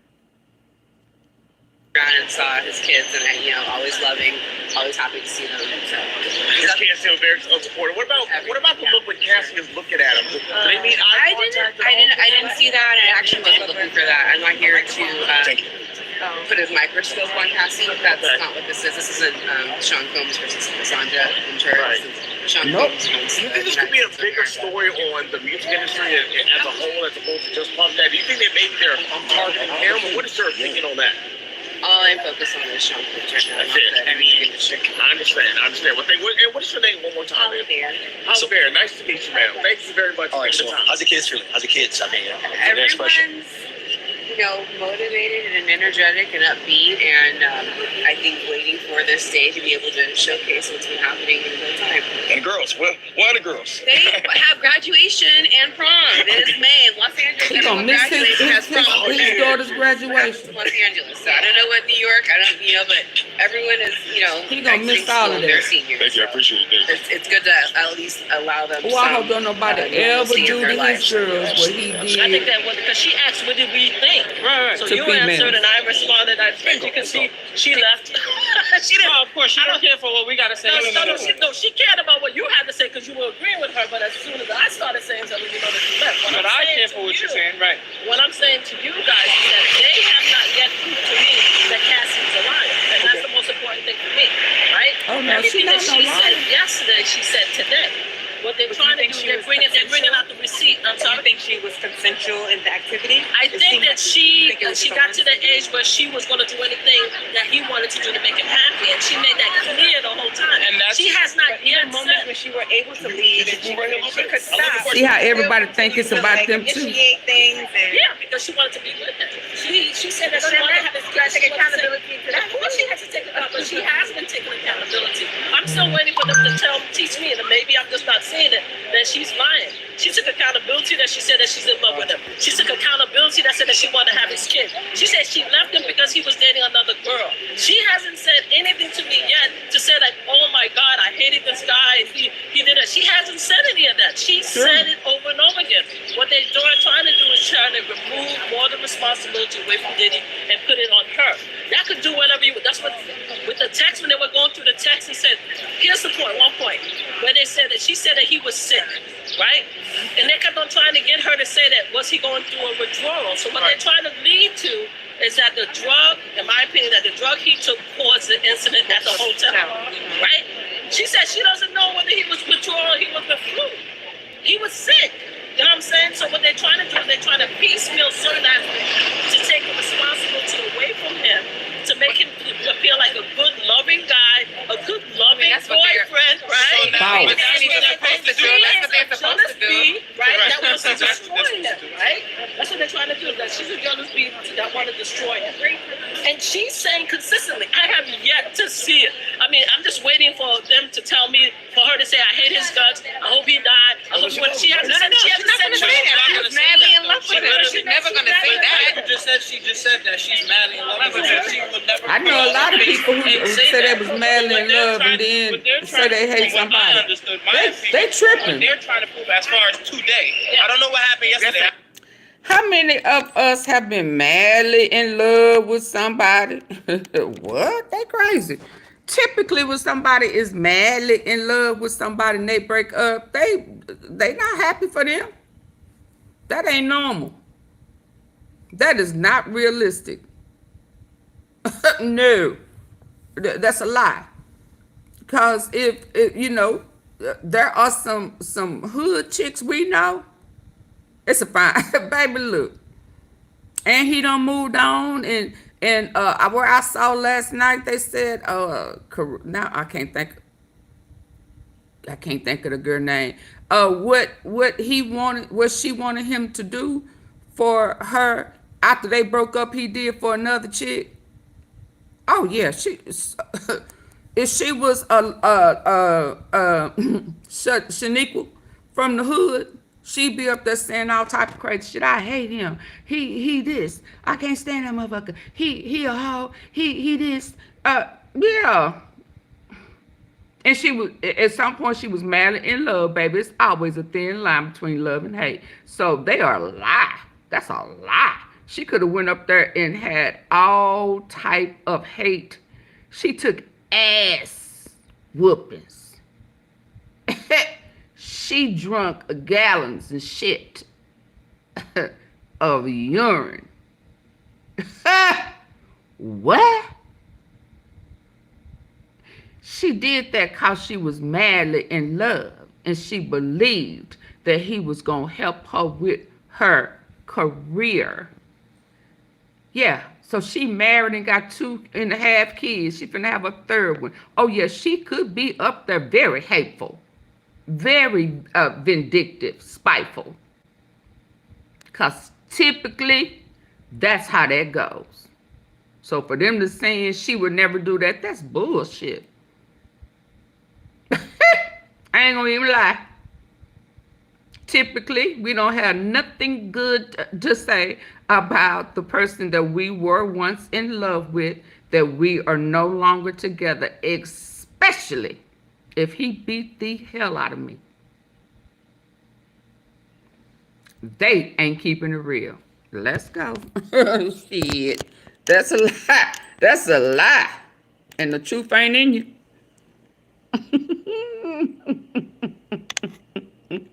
I didn't listen into yesterday. I wasn't here yesterday. But as far as today, from what I understood, what I sat in it, it seems like they're trying to make her seem like she initiated the freak off prior to that recording. But for one incident, you have to see all the other receipts. But I'm speaking. Y'all see how they missing the point? She never did. She never said that. Correct. You're 100% correct. That's what I'm trying to get. But their job is to. But you have to understand their job. Their job is to make her seem like what she did, initiate the freak off prior, which is the main occasion. It doesn't. The main occasion is prior to the video, and all the text messages was prior to the video. Prior to the video. Oh. Right? Correct. I'm talking about all the other incidents where she got feed on and all that stuff. Like that. I'm talking about all of that. That doesn't matter. What matters is that don't matter. We need to talk about the fact that before he met her, she didn't have freak off. After she left him, she didn't have freak off. And so freak off was something in their relationship. That was a part of her job. To understand in the organization. And many heartbreaks to understand what women would do to keep a man, right? That's what I understand with this with Cassie. She did everything she did to please him and be happy. I'm not saying that she didn't enjoy some of the act. That's not what we're saying. She did a great job, and not for nothing. In her defense, she did a great job. I'm super neutral. I'm just here. She did a great job doing her job. You're right. All of a sudden, that she's lying, and that's my whole thing. I never said that either. No, not you. I'm talking about me. You guys, because if you go through the text, when you listen to everything that was today, they were piecemealing. Like there was a time I love this questioning. I was just waiting for this questioning, but he said he was confirming to you, right? He was asking you permission. He was saying that you wanted to do a free call. It's not like he wanted to do the free call. You're the one that set it up, and you're the one that was rushing it and stuff like that. Anybody was if you saw that part of it, they would. But what about all the other side? What about all the other side? That's what I'm saying. They choosing one set of incident, one set of text. Well, that was the incident. The biggest incident. So they have to broadcast to the world. They have to clear him a little bit. So they have to get to that I'm not saying they should, but let's talk about the other incident. We're not going to talk about that right now. We can talk about that tomorrow. We're going to talk about initially. We're going to talk about the main part. I'm talking about what I saw the other days, right? I got to put in what I saw the other day. Okay, understood. Right? They missing the enterprise.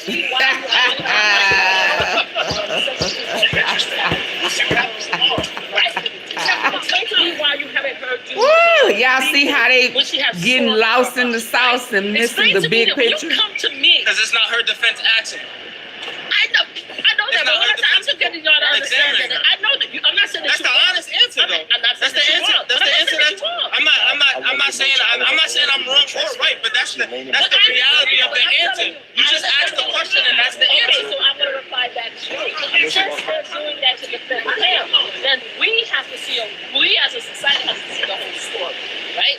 I find that a lot of people who are supportive of Diddy wants to I'm not use. supportive of anybody. I just want all these cameras in my face. He is. I want all these cameras in my face. I'm supportive of what's right and what's in the We've been talking with him for 3 days with him. I want that to be I've been talking with him for 3 days, and I've been talking to other gentlemen here, because I've been here from the very beginning. And I'm saying is that they're pushing the narrative that he is a good, loving boyfriend who is just participating in free call because that's what she wants to do. Right? It's her responsibility. They're trying to push some of the responsibility of the free call to her. I personally don't agree with that because I think he's the one that introduced her to the lifestyle. Correct. I'm not saying that she didn't like the lifestyle. They said that though. They did say that though. And his defense said that. He said that he introduced her to the lifestyle. Said that. Okay. And what did the defense go on to say? I'm sorry. Go ahead. And his defense continued to ask her questions on how she initiated free calls after she was initiated to and she said no, she didn't initiate it. Who initiated it? She said that she didn't recall. Who initiated it? Who initiated it? How? Diddy?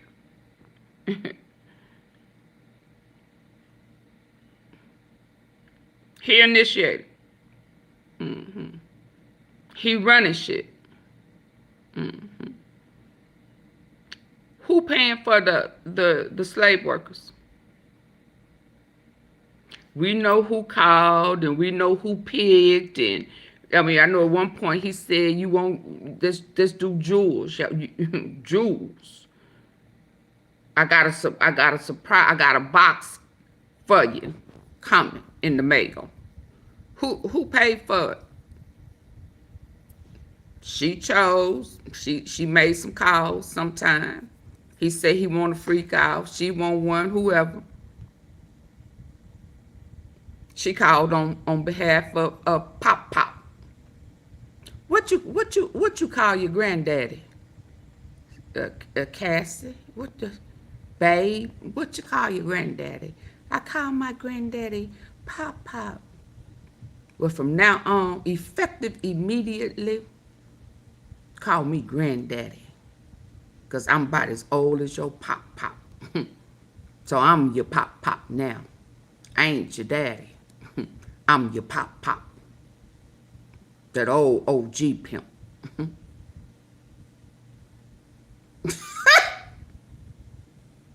I ain't no good, am I? I wasn't supposed to say that.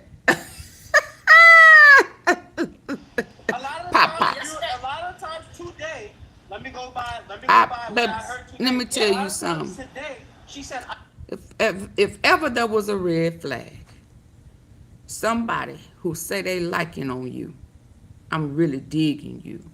Maybe we can have something together. Ask you, what you call your granddaddy? This is my granddaddy. This is my granddaddy. And you tell him what you call your granddaddy. And he say, that's what I want you to call me. You better run.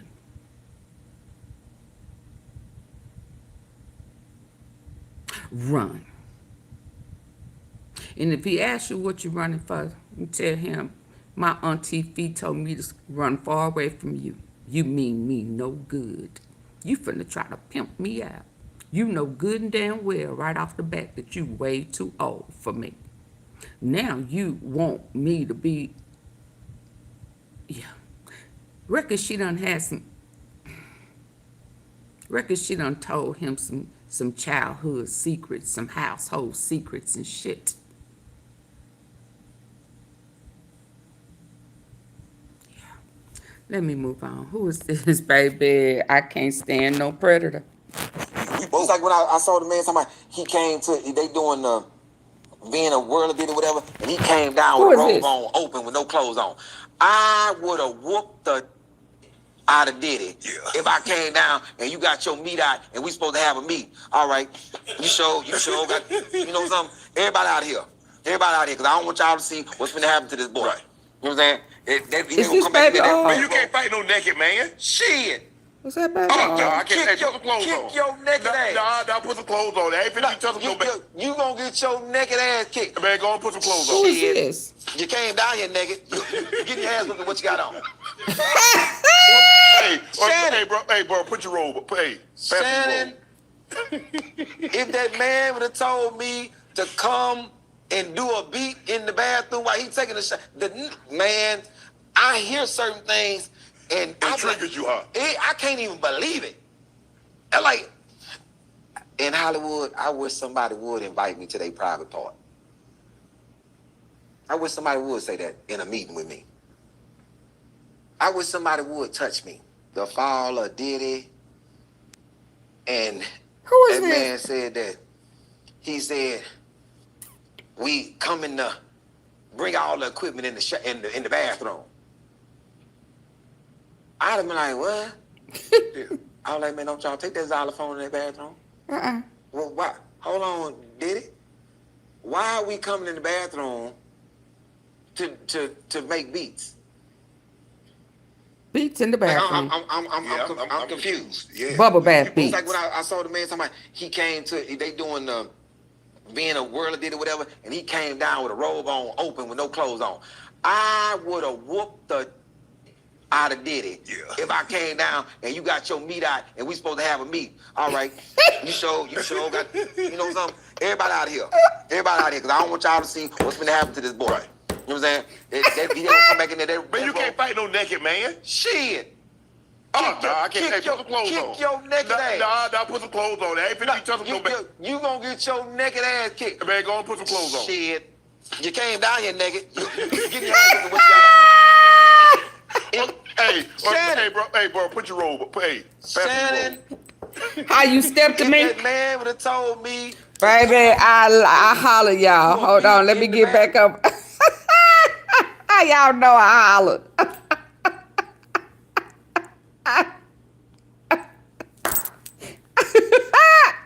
Hold on before I leave over here. I've been having to pin waiting for my tea sippers, baby. Can't y'all tell? He said I'd have whooped his naked ass. Huh? Hold on. I don't remember what this one was, but hold on. Allegations of Harlem. Sean John Combs. Cute little boy. November 69 in Harlem. This era was realer. His mom's a school teacher. Pops was a heroin dealer who did business with Frank Lucas and Nicky Barnes. By the time Sean was 2, he was gone. Rain in the forecast. His pops was killed in a car from a drug deal gone bad. And now as a child hurting, mom's packed up, moved him to Mount Vernon. Everything was smooth. He went to a So Mount Vernon, ain't that where I'll be sure from? He went to a what? Delivered newspaper to afford to buy clothes and sneakers. Now his swag was cool. Went to St. Michael's, another all-boys Catholic school. All boys. Grades 6 through 12, shined through. Played on his football team, won the title. It was crazy. See, his friends called him Puffy because he huffed and puffed when he got angry. Name stuck certainly. Smart kid enrolled in business administration at Howard University. Oh, boy. Find his niche shortly. Got popular on campus for throwing the wildest parties. Had it lit. Oh, boy, Every Catholic chance, bro. school. Life for the party was a hell of a dancer. I mean, really though. Got a chance to dance in a Stacey Lattisaw video. Straight baddies. Oh, rolling with boy. dimes. Began drinking heavy during this time, hanging with youth Catholic defenders. school. Dropped out of school, pursued the music business. Things Is that going where up it now, started, check it. y'all? Andre Harrell hired him as an I'm gonna intern let y'all at see. Uptown Records. Is that where it started? Applying success at a high rate. All Developed the boys Can't Stop, school, Won't Catholic Stop school. mindset. Cause one time Catholic? Andre said the young Sean to run an errand like Hail said Mary, Black Mother of Parade. God, the Lord Throwing be the with cold you. fall. A young Them rosaries. All boy Catholic school. Blessed. AunTeaFee. Did you go to a Catholic school? It wasn't no all boys, all girls. So he went to an all boy Catholic school, more than one. Where them priests, don't they have issues with the rabbi, father?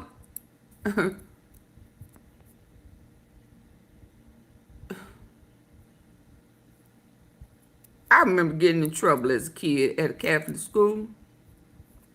Them old mean ass nuns. Mean as hell. me and my smart ass mouth. His coach had his. Me and my smart ass mouth. I remember telling one of them nuns, was it? Did you call him, Mother Mary, Mother Teresa, or whatever?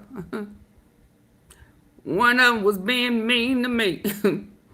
Said she was gonna hit my knuckles with a ruler, one of them little round ruler things.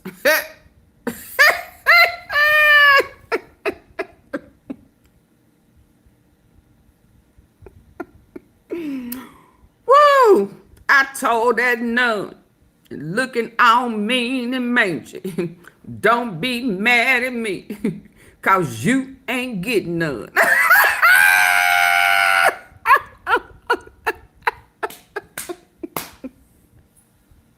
Ain't you a nun? You need some. Don't be mad at me, cause you ain't getting none.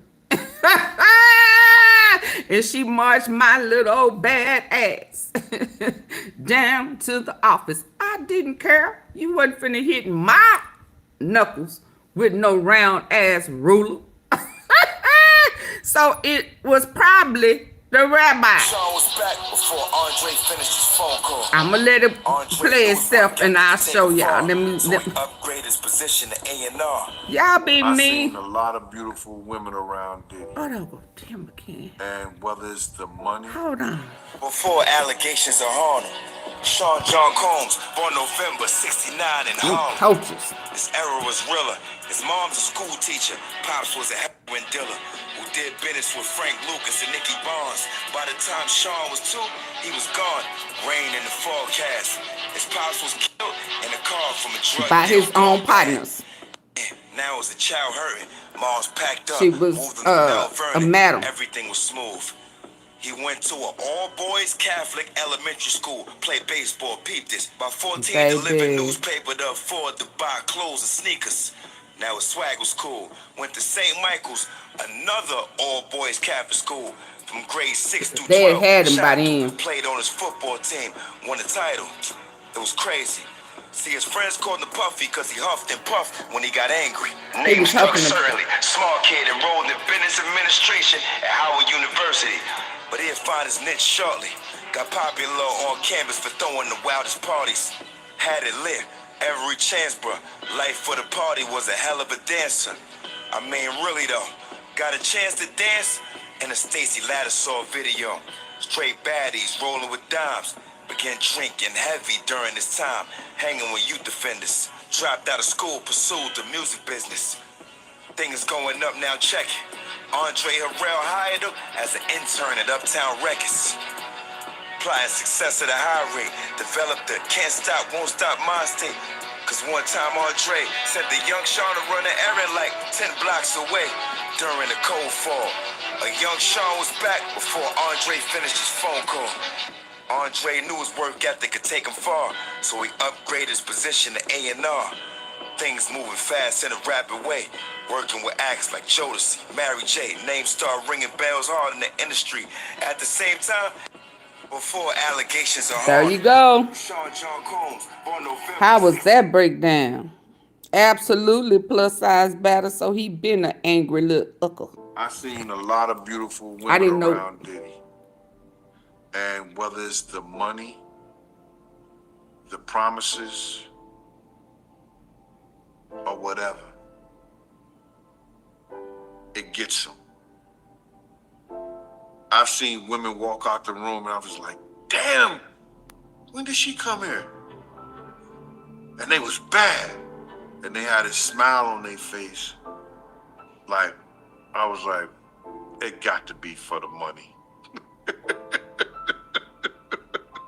It's got to be for the money or whatever, or the status, or to be somewhere. Yo, she had a 10-album deal, brother.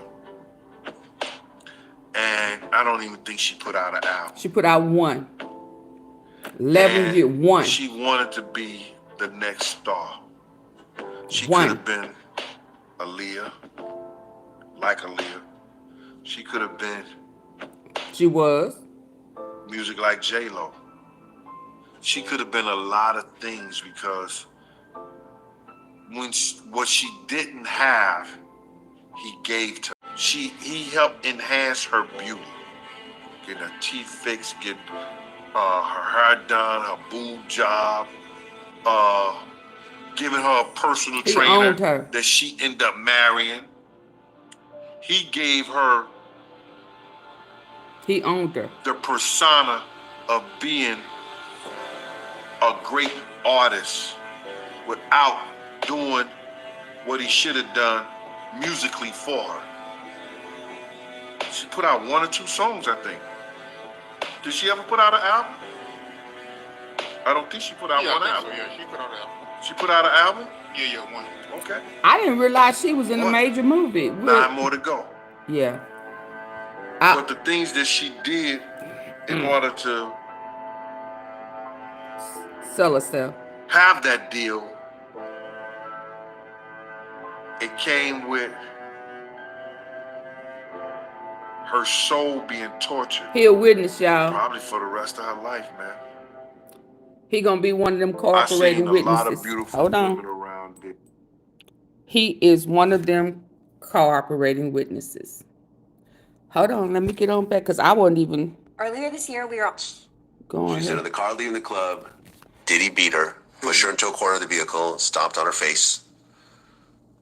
Diddy's security, Roger Bonds, you're actually named in the lawsuit, tried to stop the beating but was unable to de-escalate the situation. When the car arrived to Diddy's house, Cassie tried to run away, but Diddy followed her, proceeded to kick her again in the face. Please hit the like button, Cassie support was the bleeding platform. profusely and was ushered into his house where she began to throw up from the violent attack. Upon recognizing the damage he had done and the evidence of the abuse, he panicked and he forced his staff to bring her to a hotel suite at the London Hotel, she just said, Right. where she was required to stay for a week. While in the hotel, she asked to go home to her parents, but Diddy wouldn't let her leave. She lied to her mother when the story was kind of started to circulate, and he basically told one of his assistants to buy her a whole bunch of gifts, and they were delivered to the hotel room to try to pacify her. Right. Stories pretty much match up. Exactly. So everything I just described is what I'm saying. Is what you're saying. Because it's true. Okay. Did you actually see her at the London Hotel? Yes. And I would go and check on her. You would go and check on her. I would go and... She said in the car leaving the club, y'all hear that? Diddy beat her, pushed her into a corner of the vehicle, stomped on her face. Diddy's security, Wouldn't let her go Roger home. Bonds, you're actually named in the lawsuit, He tried to wouldn't let stop her the go beating but was home. unable to de-escalate He the forced her to situation. stay. When the car arrived to Diddy's house, Cassie tried to run away, but Diddy followed her, proceeded to kick her again in the face. Right. Cassie was bleeding profusely and was ushered into his house, where she began to throw up from the violent attack. Upon recognizing the damage he had done and the evidence of the abuse, he panicked and he forced his staff to bring her to a hotel suite at the London Hotel. He did what?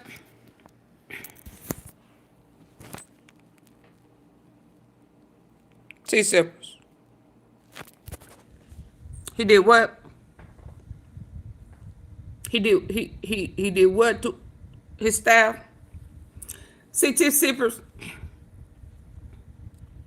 I ran a little errand earlier, and I had some errands to run because, you know, I could stand for a pedicure.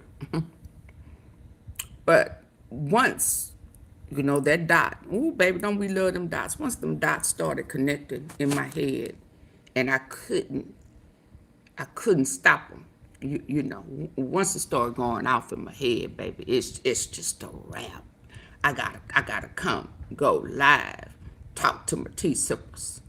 Yeah, allow them to see or hear what I hear and see what I see with my good eye and my good ear. Y'all see, yesterday, the swoop was over her. Yeah, so you mean here, AunTeaFee? Her. So I couldn't hear as good. So I got my good ear out tonight. So I'm able to hear what I didn't hear before.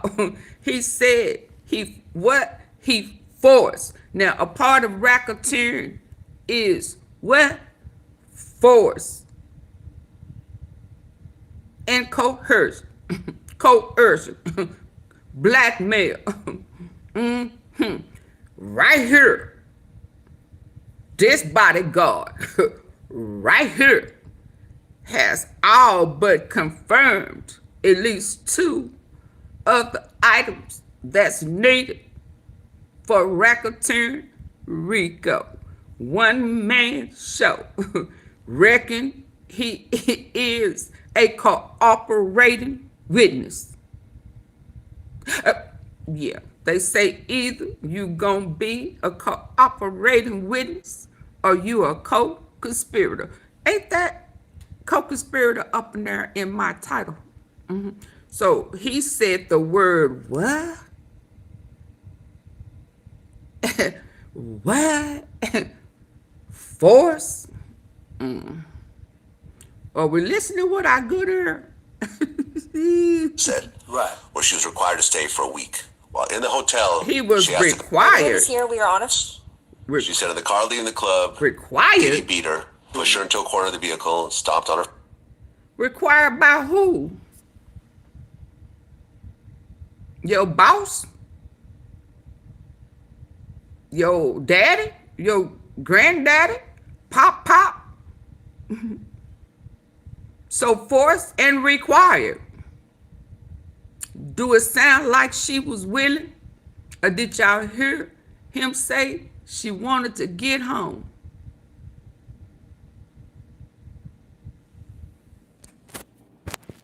Face.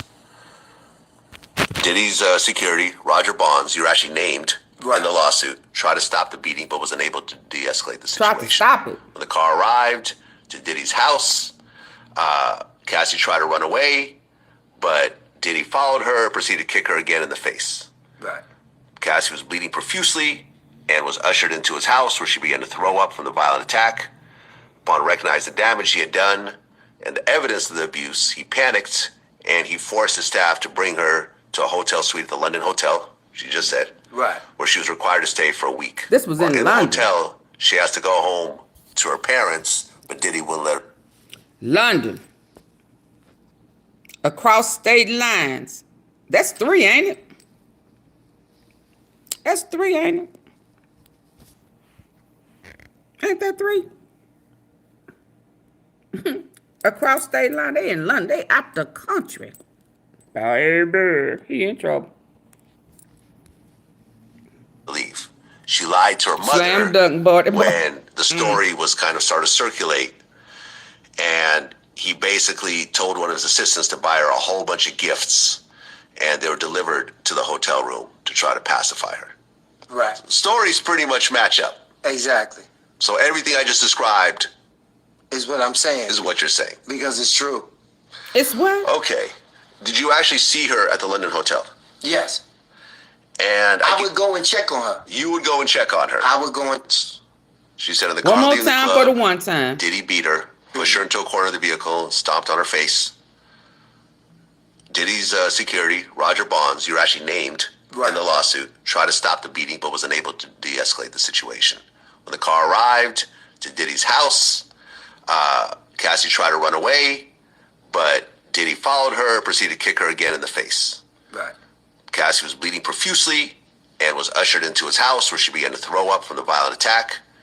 Upon recognizing the damage she had done and the evidence of the abuse, he panicked and he forced his staff to bring her to a hotel suite at the London Hotel. She just said, right, where she was required to stay for a week. Required. In the hotel, she has to go home to her parents, but Diddy wouldn't let her leave. Wouldn't let her She leave. lied to her mother when the story was kind of started to circulate, and he basically told one of his assistants to buy her a whole bunch of gifts, and they were delivered to the hotel room to try to pacify her.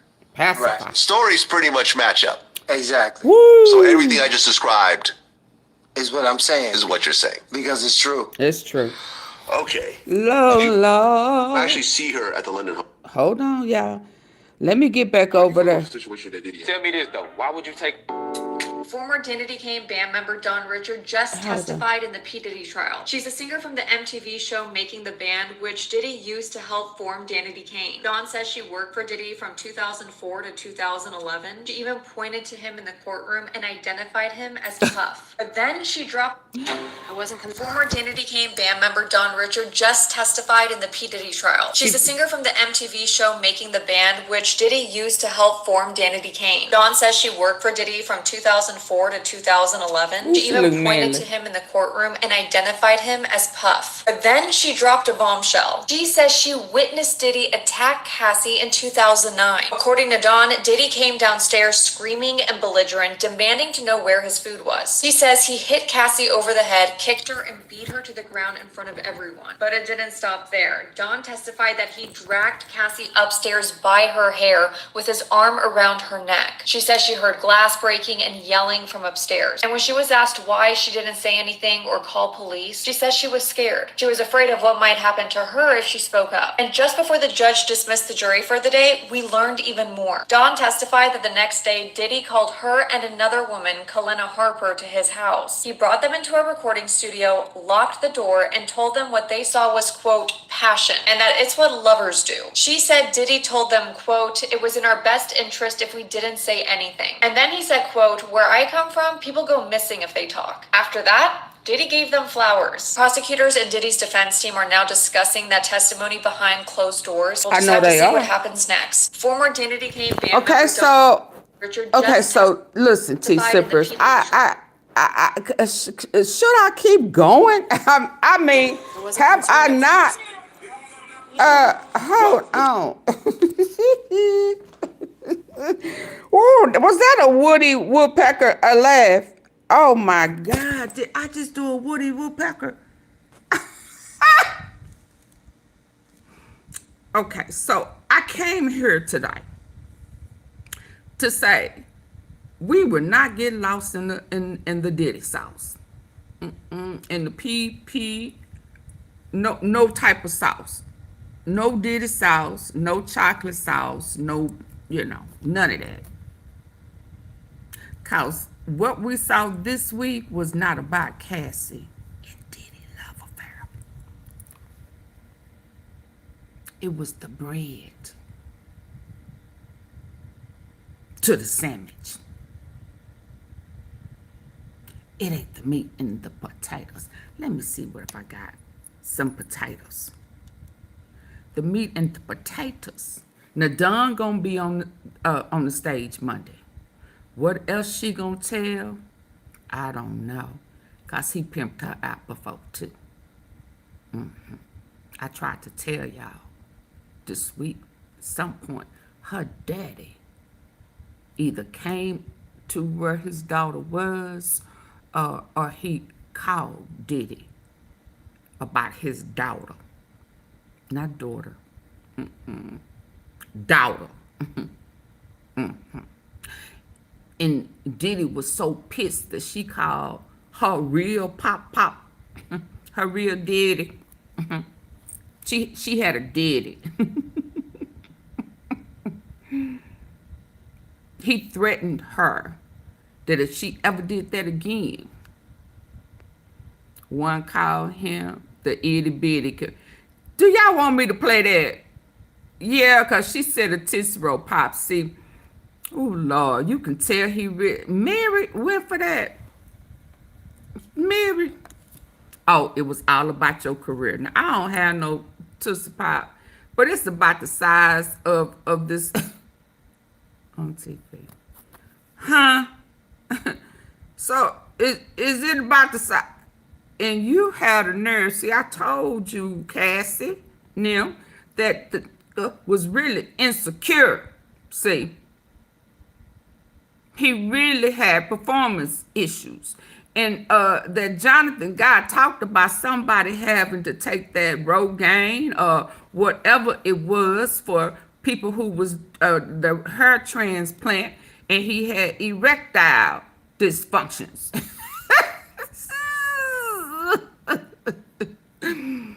Baby, huh? So you mean to tell me he about the size of this? Can you feel this? The hell? Hell, this is a y'all know I ain't wrapped too tight, right? Ain't this a tampon? Oh no, hell, cause some of them tampons, they thicker, ain't they? You mean to tell me? You know what? Your money would have to be long. Cause ain't shit else long. What we doing? What we doing? Oh, I could tell y'all a story, baby. Ooh, I could tell y'all a story. That what you doing? What we doing? That brought back some memories.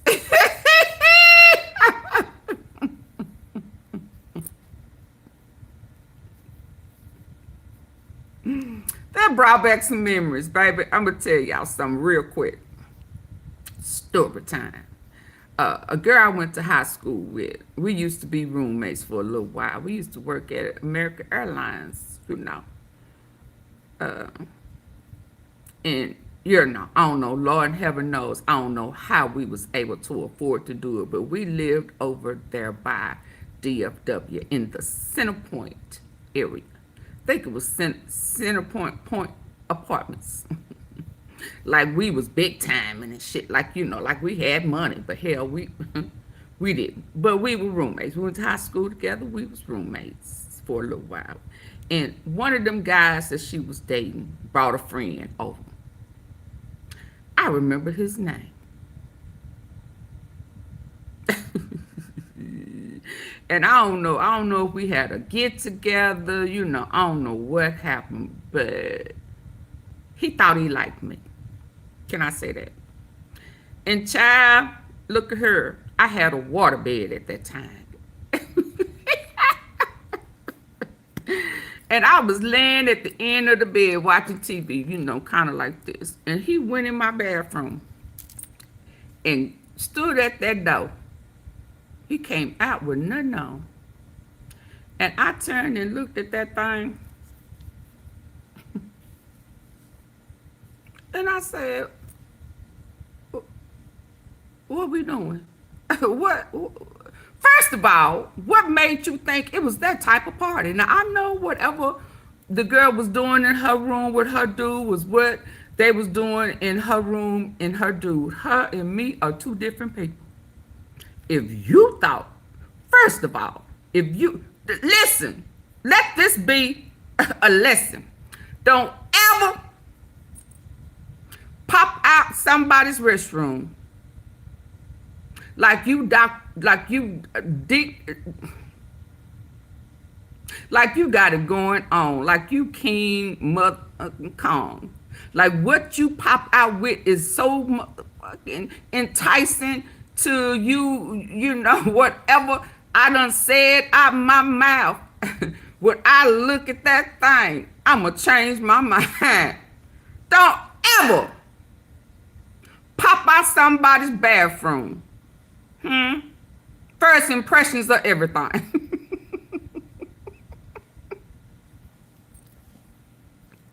And if y'all think I ain't got no sense now, I sure didn't have none then. What? Attitude bad, disposition bad, baby. Y'all, some folk thought I not boo who I was then. Like for real?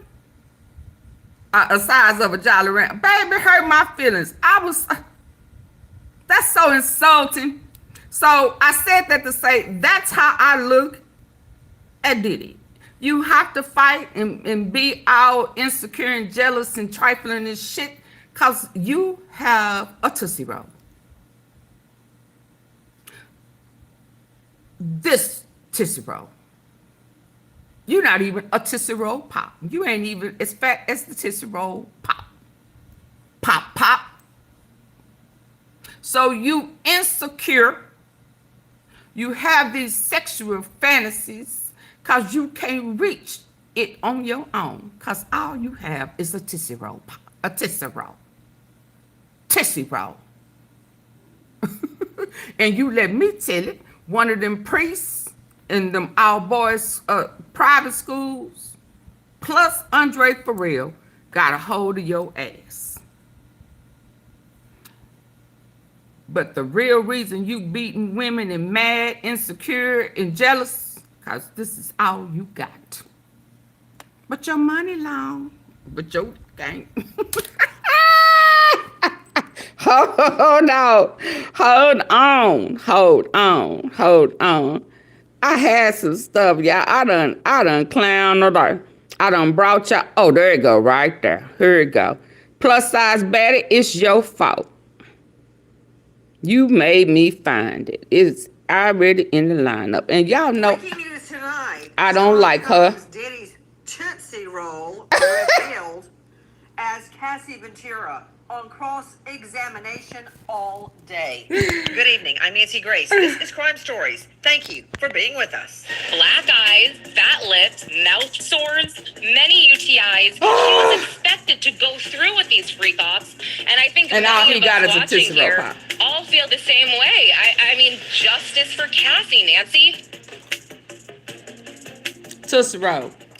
Joining us at the courthouse, having sat through testimony all day, investigative reporter. And I ain't listened to her the whole time. Lauren Conlon. Lauren, thank you for being with us. I cannot believe, Lauren Conlon, that one of the questions that was solicited, testimony from Cassie on cross-exam, was where Sean Combs, Diddy, actually claims that hotel beatdown of Cassie Ventura hurt his career. That's their takeaway from him beating her to an inch of her life. That, hey, didn't you know this is going to ruin his career? Seriously? Yes, the defense kind of honed in on the fact.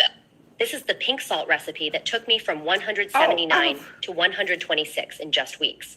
You know what the fact of her lawsuit as well, her 2023 lawsuit. They asked her on the stand, well, what do you think happened to Sean Combs' career after you filed this lawsuit? There were some objections, but initially Cassie had to testify that, yeah, it didn't help. But that was a pretty incredible moment, Nancy. Whoa. You mean the state did not stand up that moment and object? They let her start answering? What's wrong with them? Well, they objected, and then the defense had to rephrase the question a few times. And it seems like that's happening a lot here. It's state of mind versus truth. That seems to be the theme. So there are a lot of objections, a lot of sidebars over this evidence, specifically the evidence of text messages and emails. Oh, my stars. In just a moment, I'm going to go to high-profile lawyer Greg Morse, because if you want to be a trial lawyer, you've got to be like a gunslinger in the Wild West and have split-second timing, because you have to object the minute that question comes out of the other side's mouth before your witness can answer. That's the whole point. You don't let the answer start and let the question sink into the jury. No. Oh, they're slow on the draw. Okay, give me the highlights of what's happening with Cassie Ventura on the stand. Yes, Cassie Ventura, during cross-examination, I feel like the defense is being gentle. She's being cross-examined by one of Diddy's attorneys, Anna Estevea. And when I say that she's being gentle, they actually are sharing a few laughs on the stand when Cassie saw a 2007 email that she wrote Diddy. But essentially what we're seeing are emails of Cassie saying that she would do a freak off at any point with him. And these emails are coming in about 2.5 years after their relationship. There's also talk about how she would, quote, travel anywhere for him, do anything for him. Again, about 2 years into their relationship, when she testified during direct that she was being abused during this time and she didn't want to do freak-offs. Additionally, during direct, she testified that she would be forced to do these freak-offs during her period. Well, the defense showed us text messages today about Diddy asking her about when her period was for the purpose of FO planning. Additionally, they are showing pictures of Cassie texting Diddy getting off jets after an FO weekend, saying I had a great time. Hold on, back it up just a minute. Lauren Collins joining me from the courthouse. So there were texts shown to the jury where Sean Combs, defendant Sean Combs, asked Cassie about her period as it relates to planning freak-offs. At any point in those texts, did Sean Combs, say, oh, okay, we won't have a freak-off that week? Did that happen? She did not say, no, we won't have a freak-off, but Cassie's response was that she was going to miss her period that month. Okay, so I'm curious about what the state's going to do with that, because they left it hanging. He's not offering not to have a freak-off during her period. How do I know he didn't plan the freak-off specifically because she was having a period? I don't know after all I've heard. That's possible. Okay, back to you, Lauren. What else happened? So I want to tell you also what seems to be relevant for the defense, or what they're trying to prove, is Sean Combs' alleged opioid addiction.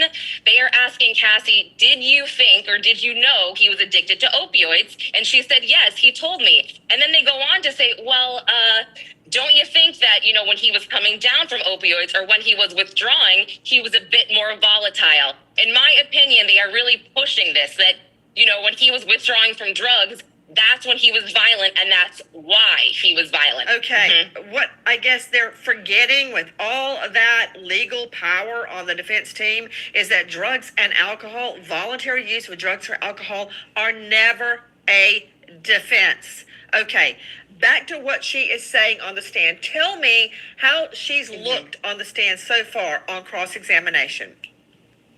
Well, like I said, she shared some laughs with Anna Estevea, and she does appear relaxed, and she's handling it so well. I mean, again, she's 8.5 months pregnant, and, you know, she's very calm.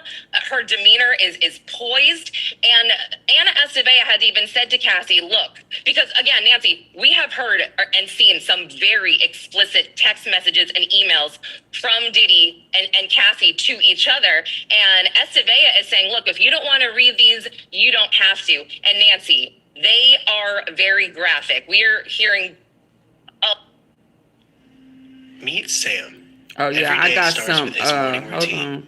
Like many of us, Sam Have to. And Nancy, they are very graphic. We are hearing a lot that maybe I did not need to hear. Additionally, Cassie is showing that she is being open and honest with her communication with Diddy, sending him paragraphs about how she feels about freak-offs. But in this particular paragraph or email, she's saying, look, I don't know if I want to do it because I feel like that's all I'm good for. So the defense is showing us that, hey, Cassie, you were open and honest with Diddy, but you're saying that you couldn't be at a certain point. So it's, again, it's early, and I feel like the cross-examination is going to last about 2 days. Now, I understand that Combs' lawyer is seemingly suggesting that the freak-offs that he forced her to participate in were simply part of a swinger lifestyle. But Ventura is pretty strong on the stand, stating that a swinger lifestyle is very different than forcing her to be in freak-offs practically every week of their multi-year relationship. Yes, and Cassie testified yesterday also that she didn't want to be a swinger because she didn't really want to see Combs with another woman. However, today we saw a message exchanged from Cassie to Diddy where she said that she wants to see him with another woman as part of this fantasy. And I'm paraphrasing, but I think a lot of us were like, oh, okay, that's not great. And we're seeing a lot of that, a lot of contradictions with the period, with the talk of another woman. And I believe that they are showing pictures of Cassie and Diddy getting off airplanes after freak-off weekends to negate the trafficking charges. Okay, a close look at the law will negate that premise they're trying to advance. But I'm really curious about the freak-offs and about them pressing Cassie Ventura on the stand on cross-examination about the lawsuit, as if the lawsuit was all her fault, that there was no basis to the lawsuit. How did she didn't Cassie bring on Ventura this hold lawsuit up when they were grilling her about the lawsuit, the $20 million that lawsuit? one, okay. Like I said, she was great. She seemed unfazed, unaffected, poised, and she admitted after Estevea had to rephrase the question a few times that, yeah, the lawsuit that she filed did not help his career.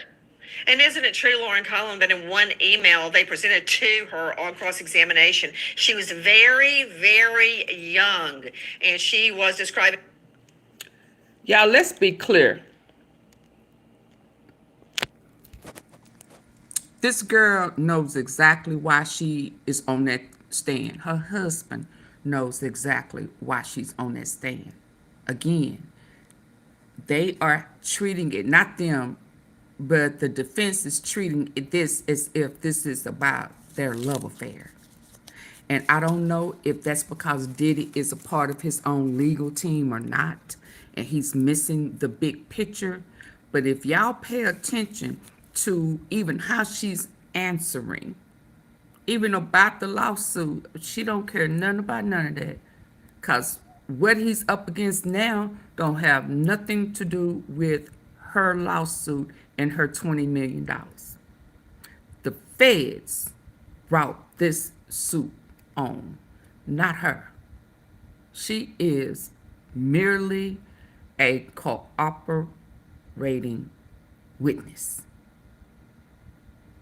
That's it.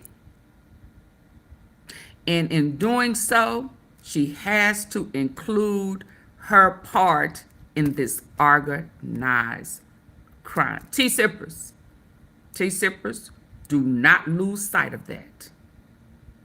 We don't care. We gonna listen with our good ear, but what is pent at the top is Cassie is a cooperating witness to the feds, racketeering, organized crime lawsuit. And they offered her immunity to tell her truth. That's it. However bad it makes her look, however she was a part of it, She not innocent. She not trying to say is she innocent or not. Do you understand? She just telling her story. She believed it. She was strung along. She should have known all of that. None of that really matters.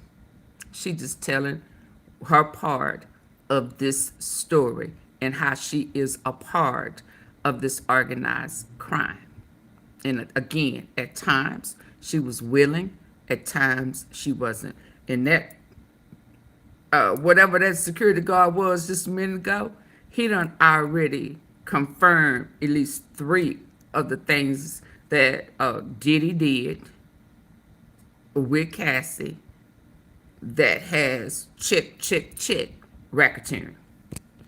Let's finish listening, because I just got some more tea. Hell, y'all give me an hour. I thought I was finna be over. Come on. It's some more stuff dropping. Come on. And again, the meat is gonna be them sex workers, them escorts, the Chippendale, the Craiglisted. Let's go.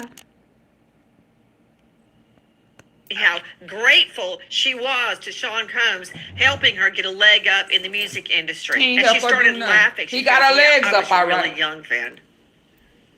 Yes, absolutely. But she also pointed out that during the time that she met Sean Combs, she had her own money. She was successful in her own right with modeling, and she was dating a man named Ryan Leslie, who was a music producer, who helped her out a lot, and he was actually the one that introduced her to Diddy. Now, the defense, you know, they made a point to say, well, Ms. Ventura, wasn't Ryan Leslie 10 years older than you? Because Cassie did say on the stand numerous times, Sean Combs is 17 years older than her. She, you know, alluded to the fact that she was taken advantage of. So yeah, they had to point out, well, you've dated older men before.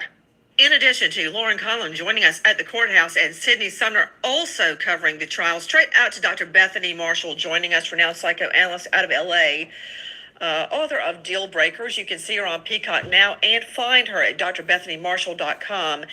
Bethany Marshall, having worked with battered women for decades, including on the hotline at the Battered Women's Center and representing them in court once the case turned into a felony, very often female victims are full of contradictions. For instance, they try to go along with what the abuser wants them to do. They play along. They don't tell their friends or their family they're getting beaten or abused. They act like they are amenable to much of the abuse, but there are reasons for that, and it's really hard to understand it. Explain. Well, what I hear in the testimony this morning is that there's a young girl who's very, very much in love with the perpetrator, and she believes this is a real love relationship. So she's trying to hang on to love. She doesn't realize she's being sex trafficked, and that at first she doesn't. So all of his malevolence, his antagonism, his abuse really makes her double down and want his love even more. And research shows that the more tenuous an attachment is, the more the woman will try to hold on to the love object. So I hear her just placating him and fending off abuse and trying to make sure that she's in his good graces because she's harboring the illusion that she might be important. If you want to get harboring the illusion, don't skip this. I almost did. Harboring the illusion that helped. But she's harboring the illusion that she might be important to him someday. Joining me in addition to Dr. Bethany Marshall, special guest Rob Shooter, host of Naughty But Nice podcast, former publicist to Sean Combs, and author of The 4-Word Answer. You know him very well and saw many of his mood swings, and that's certainly euphemistic, putting perfume on the pig there. Did you ever see the bad side of Diddy? I saw the bad side of Diddy. I saw a grumpy and angry, aggressive side of Diddy. I didn't see a side of Diddy that I'm seeing right now, though, in this trial. It is horrifying, the details, the texts, the intimate conversations. But I did see, let me say, Nancy, I saw a really good side of Diddy, and that's what makes this so complicated for everybody involved. He's arguably one of the most charming people I have ever met. He can turn it on, he can play the game, and that's why people like Cassie was under his spell for so long. Under his spell. You know what, Rob Sheeter? You know what you just reminded me of? When I was working the hotline on the Battered Women's Center, we had a frequent caller. And I'm not going to say what jurisdiction from where she was calling. But guess who her husband was? The mayor. The mayor. Gregarious, charming. Many people thought he was good looking. I didn't. But we heard it over and over and over. Right? So just because you see a charming side and the world sees a charming side does not mean that he's actually charming. You know, help me verbalize this, Dr. Bethany Marshall. I hate him. Okay, so if you look at the Diagnostic and Statistical Manual of Mental Disorders under sociopathy... Okay, please don't say things like that. The Diagnostic Statistic... What? Break it down, woman. Okay, the criteria for sociopathy, one of the criteria is that the individual has a thin veneer of affability and sociability that hides a cold, calculated interior. So they are very charming as long as they're getting their way, and the minute somebody crosses them or fails to gratify them, they become vicious. When, if ever, was the last time you checked your home's title? Well, if you're like me, the answer is never. So, Nancy. She would be drugged in order to perform the freak-offs. We are learning about what a vile human Diddy is as if we didn't already know. She did break down on the stand a few times. It is heartbreaking and just painful to listen to. Vile, yes, but he's not here trying to be crowned Miss Congeniality. Okay, this is a felony multi-count indictment by the feds. And I'm wondering, straight out to a veteran trial lawyer, Greg Morse, joining me out of Palm Beach, criminal defense attorney of Morse Legal and author of The Untested on Amazon. Morse, I'm thinking about the actual charges here. And he's not charged with domestic abuse. And I'm just wondering if part of that is by plan. You just heard Rob Sheeter, right? An everyman that actually knows Sean Combs. If the jury is left thinking, wow, did she stay in that willingly? Was that her decision to endure all that? Even though we see with our own eyes her being beaten and dragged back to a freak-off she's trying to get away from, those issues could linger. But what they're going for, the gold, right? Is the sex trafficking and the RICO charges, because those charges are the meat of this indictment. Those charges carry the biggest penalties. And all the state has to prove is that Sean Combs was in a loose group called a confederation, a loose group with other people that planned and executed illegal activities. That illegal activity could be as simple as transporting sex workers across state lines for a freak-off.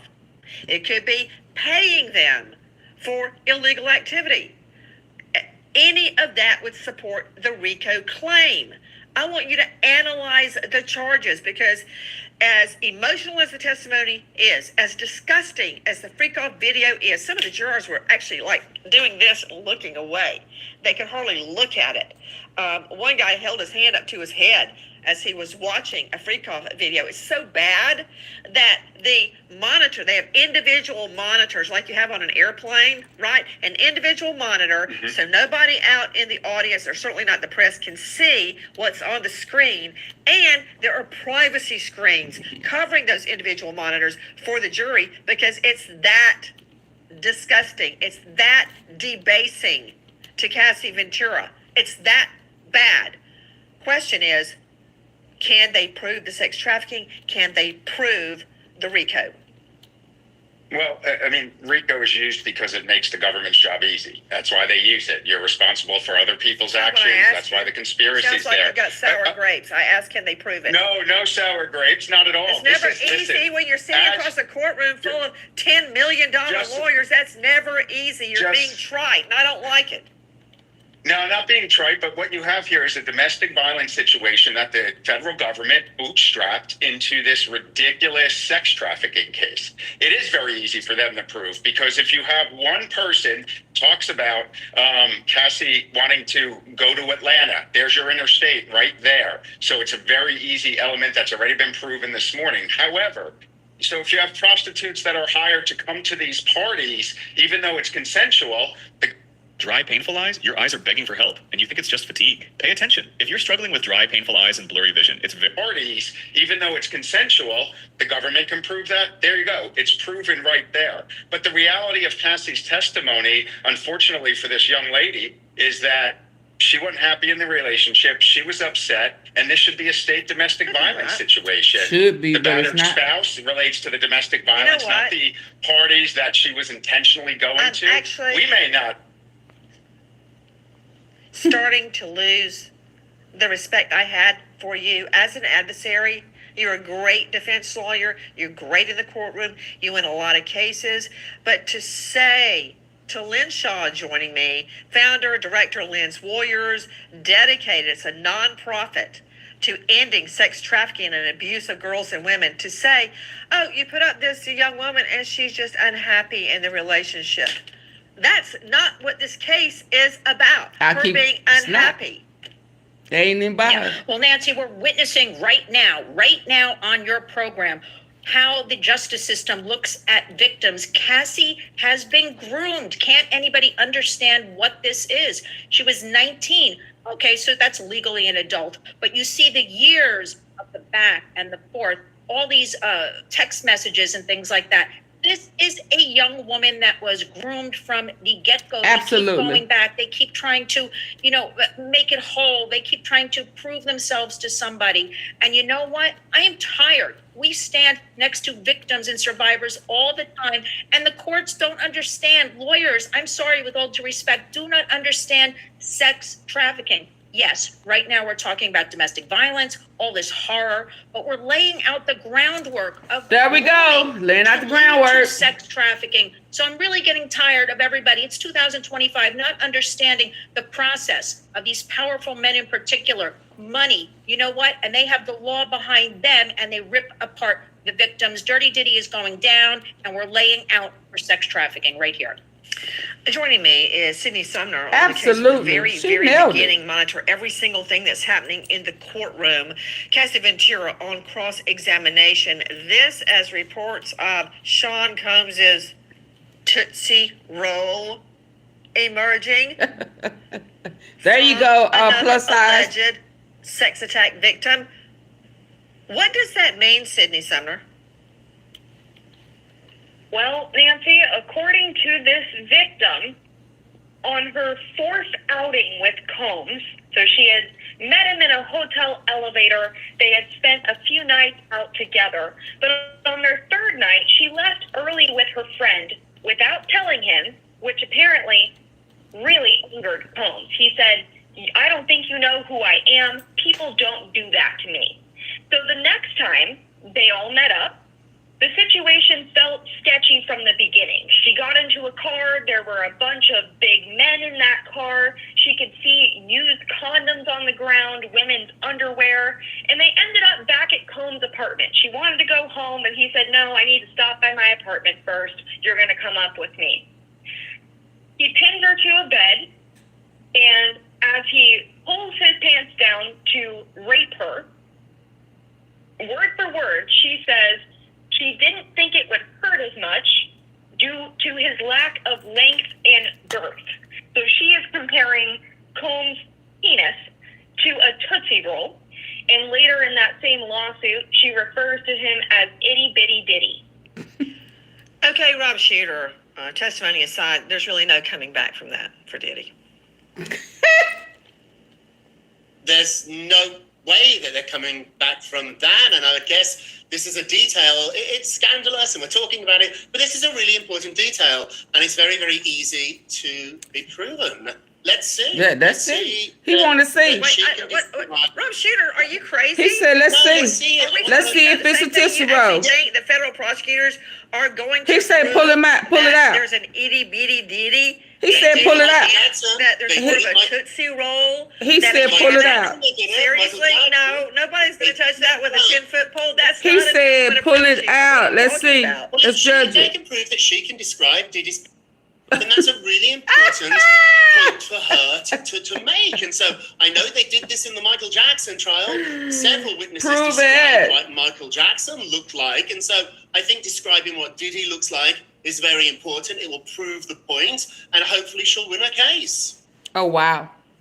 Okay, He Shooter, said, let's see you it. actually made a legal point. You may need to consider that whole PR thing you've got going on. Yes, said, that let's did see. happen in the Michael Jackson case, but I hardly think that the defense is going to broach the subject of itty bitty Diddy being in Diddy's pants. Okay, that's a whole nother can of worms. Okay, so y'all, And that's, as is so I'm going to pause her because I got somewhere else to go. Hold on. Oh, my goodness. He said, pull it out. Let's see. Let's see. Hold on. He said, let's see. Let's see. Let's see. Lord, these people are crazy. Hold on. So I got two more I got to play, and then we gonna call it a day. Because I'm finna show y'all. Now, I'm not one to gossip, but I will bring you the tea. Welcome to Chronicle Speaks. Shout out to Chronicle Speak. Please, I don't have any time for any gossip now. Eh? Yes. Look at you. We are only in day number 4 of the infamous trial of Sean P. Diddy Combs. Just to give you a recap of trial day number 3, She is going Cassie, to Diddy's ex-girlfriend, bring- took the stand and will exposed a allow dark, us to disturbing see- side of the fallen hip-hop mogul Let's just watch. that left everyone in shock. Cassie, whose real name is Cassandra Ventura, got up on the stand and did not hold back. She told the jury that during their 10-year relationship, Diddy physically abused her, controlled her every move, and forced her into non-consensual sex acts with male sex workers, all while being watched and filmed. She described years of being pressured to use drugs and alcohol, being isolated, and being made to perform sexually humiliating things in private freak-off parties that Diddy allegedly orchestrated. This came right after jurors were shown a hotel surveillance video of Diddy violently assaulting Cassie in 2016, punching and kicking her in the hallway like she was nothing. Now, according to Cassie, this was not a one-time thing. It was just one of many times he put hands on her. Now, she stayed silent for years because she was scared and because Diddy controlled every aspect of her life, money, career, and even who she spoke to. Now, this isn't just a celebrity breakup gone wrong. This is a major case involving abuse, power, control, and I need sex to get to trafficking. the And it meat. could land the fallen hip-hop mogul. Ventura said in the recording, defense attorney, there were no questions asked. I need to get Talking to the about the meat. freak out. Gustavo, where are you in the cross? We have a lot of as the witness had a chance to review the. What would you get there? And what about this? About Gina, you wrote, I don't want to be a side piece. And that she didn't know it cheated on him with Kid Cudi while he was inebriated, then say he didn't remember it. Yes. Christina Corum, shortly after the incident, Cassie Ventura confirmed this while testifying. Ventura said that on that day, they had a freak off and went to a sex club before Sean went without her to a party at a Playboy mansion. Later that night, she took him to a hospital in 2024, where she told them she was brought along in the car and cried. Ventura said that was incorrect. I didn't go to the pool with a lot of baby oil. Incident. You text him and you say, baby, I want to freak off so bad. No, this is not it. This is the end of day number 4. So far, this Diddy's ain't legal it. team hasn't painted a strong picture of This his one's not it. relationship with Cassie, like the prosecutors have. However, This one is not it. Hold on. That one is not it. Hold on. Let me see if I can find it.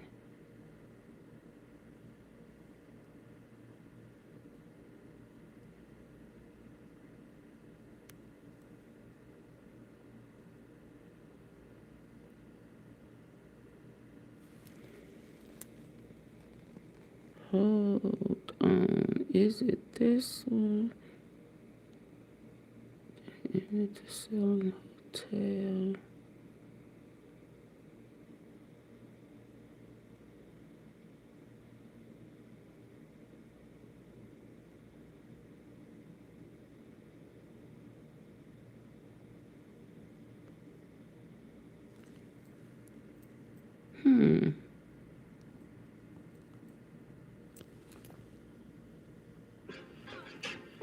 Now, I'm not one. Mr. Combs was black. The sweetest moments deserve the boldest flavors. Hold on. New concrete mixers and lemon ice coolers. It says, you believe Mr. Combs was blacked out for the Intercontinental event. He said he was then offered more money to have sex with Cassie. There we go. Called the man. He ran off with the phone for hours. When Cassie returned home without her phone, her mother called the police. The defendant called the man. He ran off with the phone for hours. When Cassie returned home, Combs being in rehab. I vaguely remember that. Why did you go to Sedona? Here we go. Says, that was you, right? Yes. Did Mr. Combs express concern about This these is it. videos being released? When? Ever? Yes. The escort Jonathan, you thought he took the video? Yes. And Mr. Combs spent a lot of money to make sure the video did not get released? I don't know. Video continues. I will effing unalive you. I've never unalived anyone in my life, and I'm going to F. This is gonna be the meat. Look at this. It's from 2013. Oh, now I see. What else did Mr. Combs tape?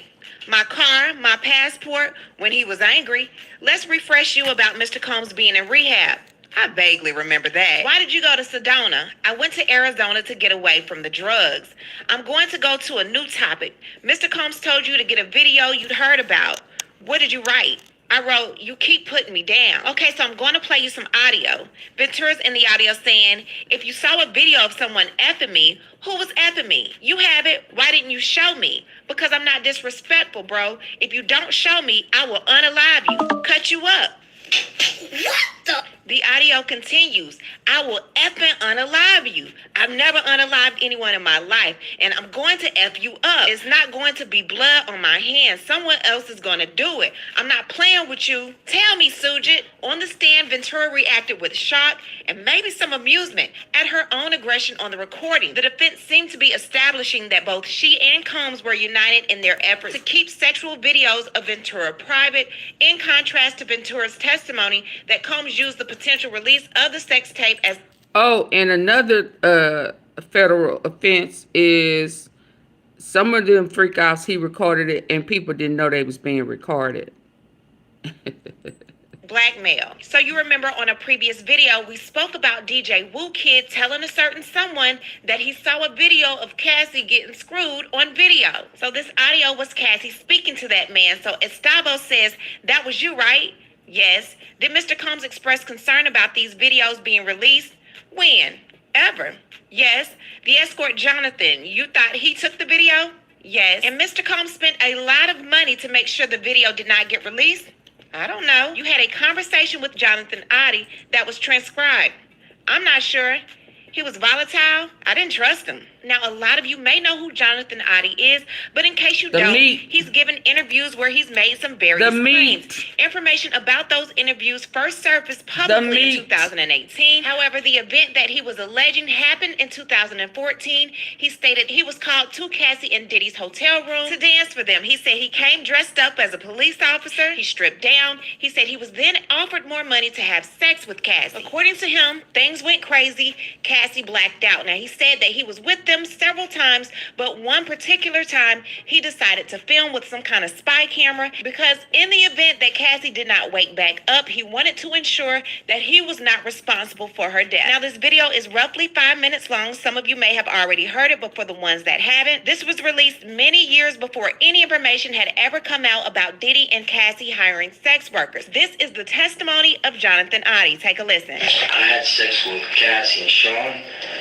Basically, he would masturbate and tell me what to do with Cassie. I had like 15 encounters, and I heard lots of business. Because what they would do is Sean talks a lot on the phone and on the TV with people and stuff, and I was like a sex slave. I felt bad because I got along well with her. and I think she's a decent person. And unfortunately, I had a suspicion that she was in a situation that she was in, but I wasn't sure. And now I understand the life, what was going on in her life, and what was happening. And him beating her up in the hotel shows me the type of individual he is, and confirms that everything that happened to me was true and correct and in line with his personality. I was a male, chicken deal, a model chicken deal, you can say. And they called me also they called me the agency that I work for to do a show. And then I went out to the show, and things led to them offering me more money to perform sexual acts. And that's it. That's how I basically got part. I get dressed like a police officer, like a show, they'll strip down. And then, they offer me some more.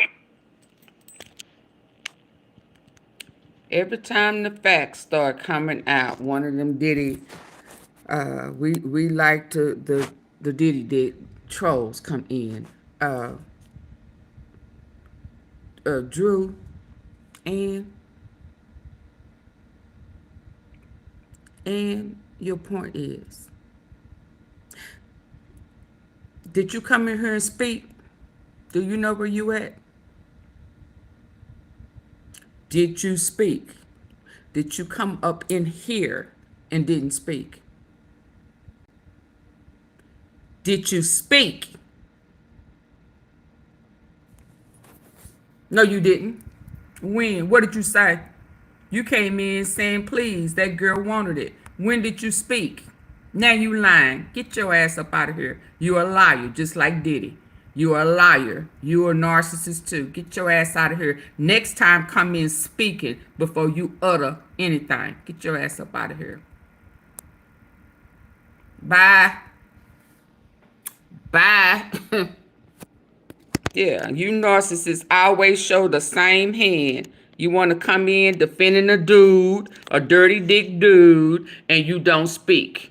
Not over here. You speak first. They offered me some money to do some extra stuff. Correct. How about that? And in line with his personality. I was a male, chicken deal, a model chicken deal. I bet you just like Diddy. And they called me also they called me the agency that I work for to do a show. And then I went out to Come on, everybody free. No, you won. You like drinking PT. Offering me more money to perform sexual acts. And that's it. Everything that happened to me was true and correct and in line with his personality. I was a male, chicken deal, a model chicken deal, you can say. And they called me also they called me the agency that I work for to do a show. And then I went out to the show, and things led to them offering me more money to perform sexual acts. And that's it. That's how I basically got started. I get dressed like a police officer. He's the meat. They'll strip it down. And then, they offer me some more money. They offer me some more money to do some extra stuff. Candles, sensual atmosphere, lights off. He would sit in a corner in a sofa, watch and masturbate. And he'd say, he'd tell her instructions to what to do to me. Perform oral sex, rub baby oil. Then he'd tell me rub baby oil. This was before How many times did you Cassie ever have sex with Cassie? and before the federal case. Probably like 15 sessions.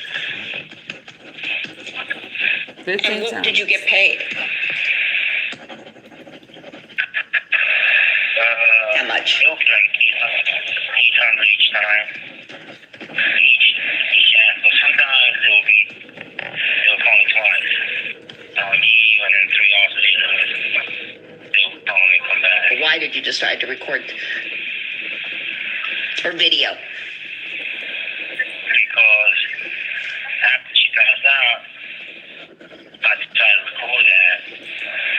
So in the event anything worse happened, like if she died, or anybody died, it will be on camera, it will be on video, what happened. So I wouldn't be responsible for any of that. So you were beginning to worry about her doing drugs. I mean, like about her dying or him dying or somebody dying from the drugs, and that you would be held responsible. So you brought a video. You brought your phone? No, I had a USB video memory stick done like a spy shot, and I put it in a wallet on the table in the living room table of the hotel upstairs. I filmed it and had it described.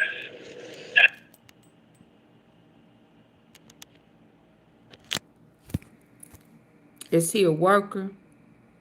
Oh, no. Is he a cooperating witness? Or is he a co-conspirator in the organized crime? I'm just asking.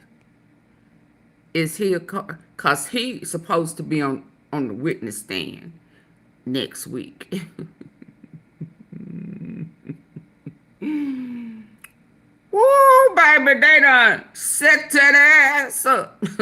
Set that ass up one time. Set that ass up.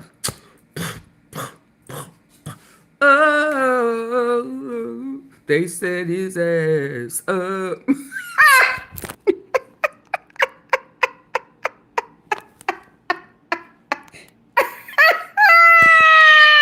Where that ass at? Where that ass at?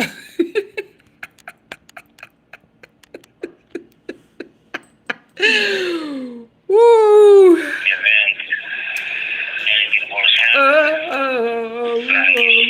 They set that ass up. Well, anybody died, it will be on camera, it will be on video, what happened. So I wouldn't be responsible for any of that. So you were beginning to worry about her doing drugs. I mean, like about her dying or him dying or somebody dying from the drugs, and that you would be held responsible. So you brought a video. You brought your phone? Hello, Annie. No, I had a USB video memory stick done like spy. Yeah, he was going to be used if he had to be used. Everybody was going to be used if they had to, except Diddy. But he started feeling some type of way long before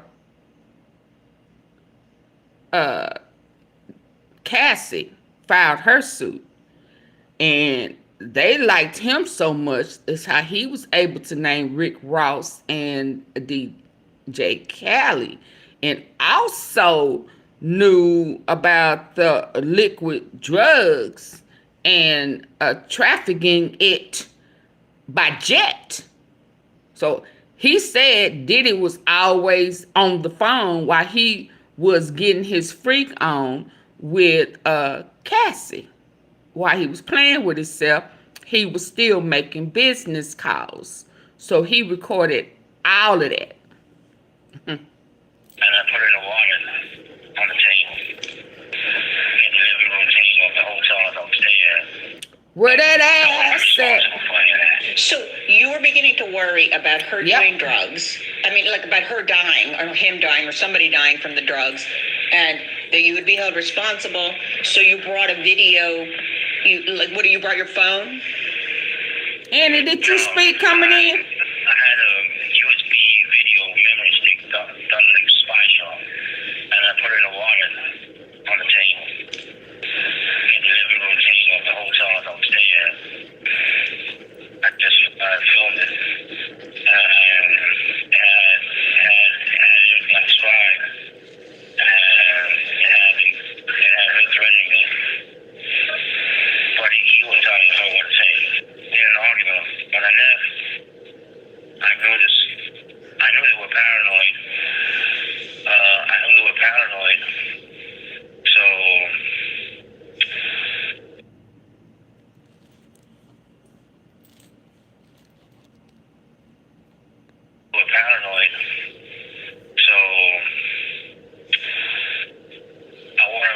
my safety.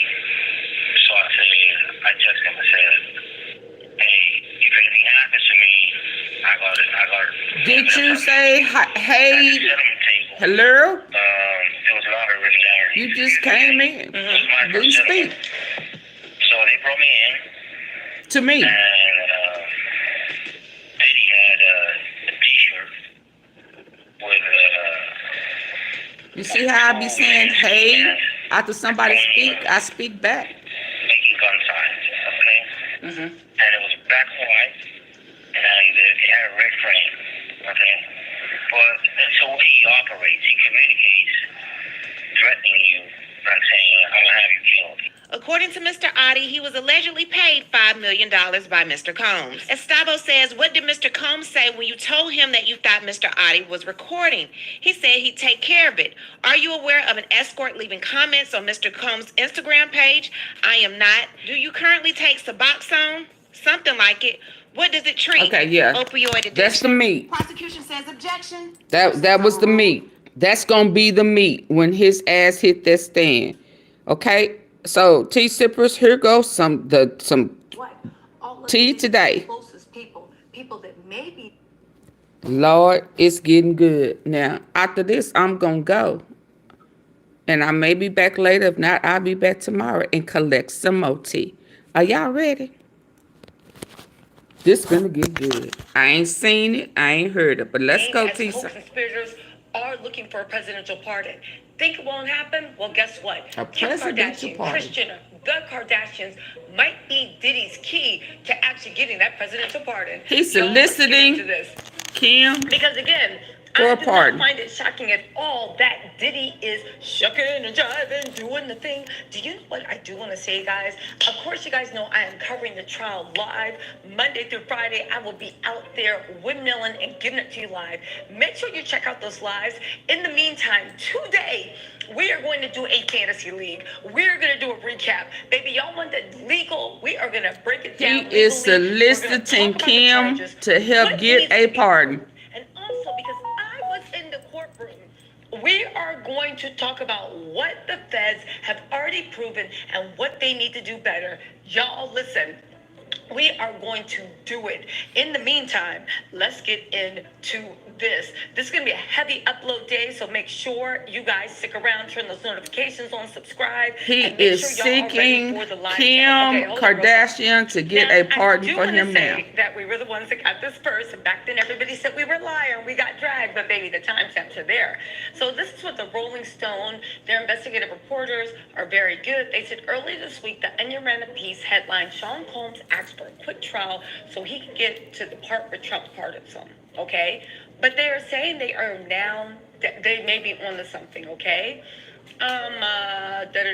Listen, this is directly Diddy's people speaking on sources, on record. Diddy's Y'all going do to not like anything her, to do get out you? of jail. A source who has known Diddy for a decade tells Rolling Stone magazine. He's always been this way. He's always going to do what he has to do to get out of the situation. They said, oddly enough, Diddy doesn't even like Trump.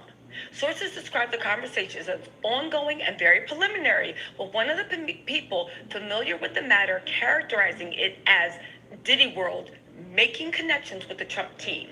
A spokesperson for Diddy did not return the Rolling Stones request for comment, nor did the White House. They said to those on both sides of the conversations, the point is obvious.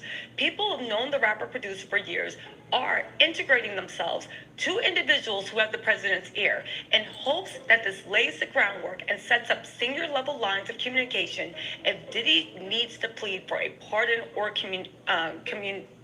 commutation, which means that the sentence will be shorter, right?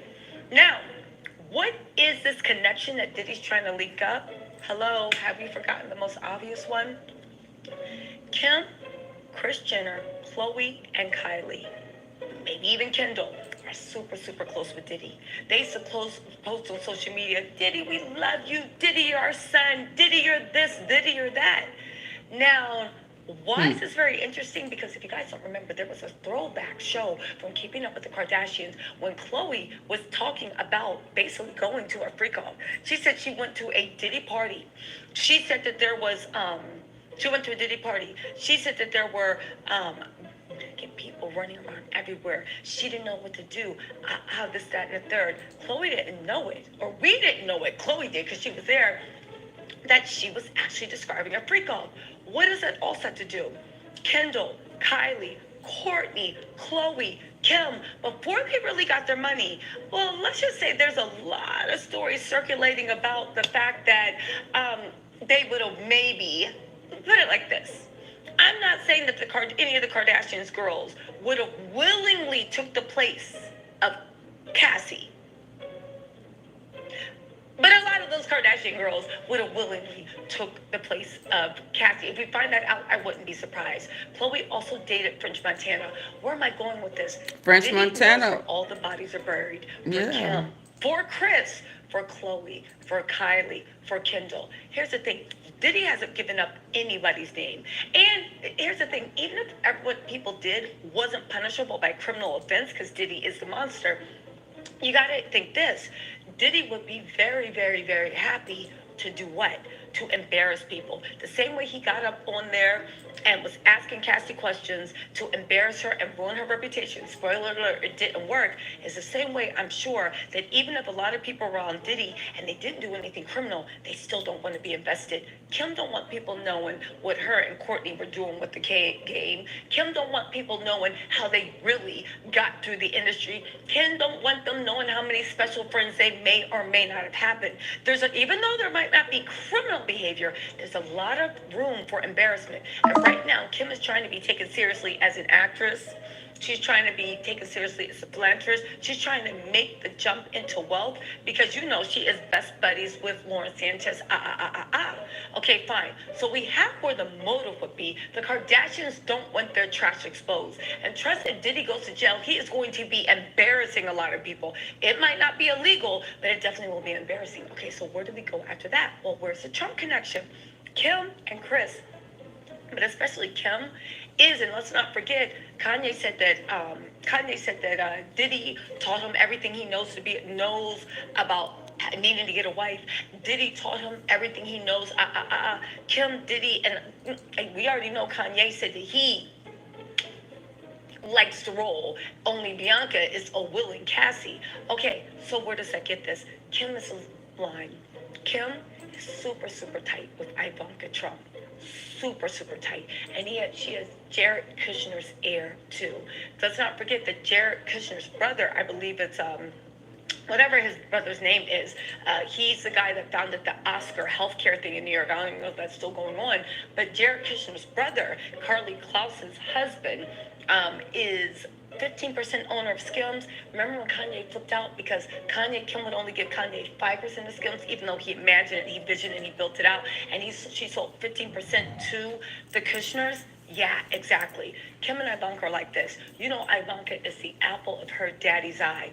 Now, will Trump eventually pardon Diddy? Who knows? But he is making inroads and pulling every little thread he can to try to get his hand up Trump's under her radar. dress and shit. And the biggest thread is one Kim Noel Kardashian, okay? They go on to say that to those on both sides of the conversation, the point is obvious. People who have known Diddy for years are ingratiating themselves with individual who has the president's ear. That is Kim Kardashian. She 100% has the president's ear through Ivanka. They are like this. Kim even tweeted at Melania saying she looked like she is literally into, and Kim is turned Republican. She is going full on Republican, which I don't understand, but it is what it is, right? They said there's no evidence that Trump is personally aware of any of these conversations, and the president has not publicly weighed in on Diddy's criminal charges of prosecution. But the small number of senior Trump officials who are aware of it have expressed deep reservations about commuting a possible Diddy sentence given the severity of the charges. They said one of Diddy's close associates has some experience with presidential pardons and commutations. This isn't Kim, this is another person.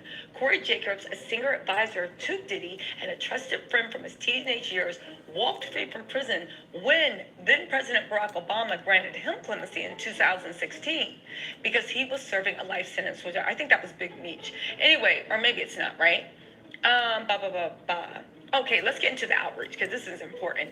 They said during the private outreach to the members of Trump's government and social orbit, again, we're getting back into Kim Kardashian, Diddy allies have tried to paint the rapper's prosecution in decidedly Trumpanian terms, playing to the Republican version of the president as a martyr and perennial victim.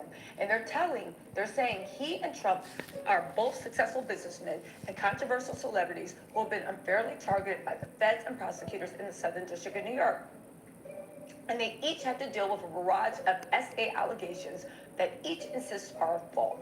The words deep state they keep using, and they're coming up once or twice, said sources familiar with this outreach. They said this case is about Diddy's private, personal sex life, which has nothing to do with his lawful business. That's what his attorney said. The government has no place here in this man's private bedroom. Diddy's supporters were also reminding that the Trump administration, including some who were involved in the clemency considerations at the White House, that their other MAGA world contacts, that the president and rapper and fellow mogul have known each other for many, many years, and that Trump has publicly vouched for Diddy's character. In the now widely circulated 2012 clip from Trump's Celebrity Apprentice, he refers to Diddy as a friend. Trump says, I love Diddy. You know, he's a good friend of mine. He's a good guy. And Aubrey O'Day, when she was on The Apprentice, was like, is he a good guy?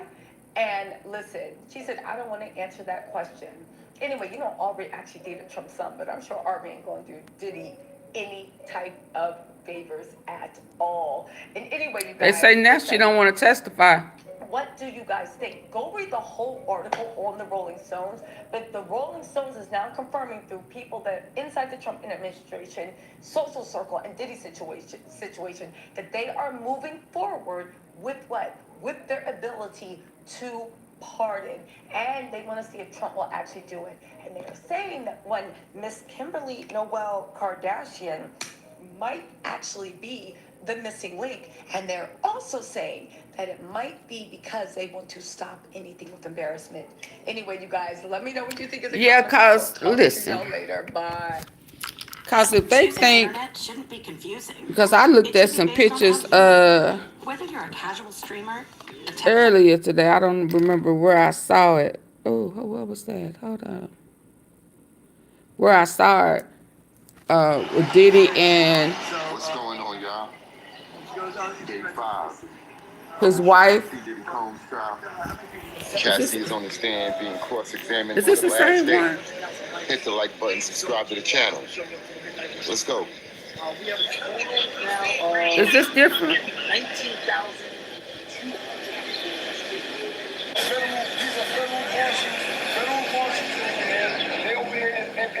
Federal marshals. Suge said earlier this week that Diddy will be in prison. Oh yeah, he going to prison. Wait till she come out. Wait till she come out. They got it on. I got it here, and they got it on their phone. Perfect. On federal ground. Yeah, because people got lost this week thinking it was about Cassie. What are you arguing about? Dude, go and get your $20 an hour and wear the Diddy t-shirt. I don't know what that was. Hey, BTS. Saying that you do not take a picture, right? I'm just asking you. I'm gonna know it. You told me that you were trouble, huh? I don't look at the camera. No, I can look at that. No, I want him to look at the camera. I don't know what this is about. I don't know if this is them or me.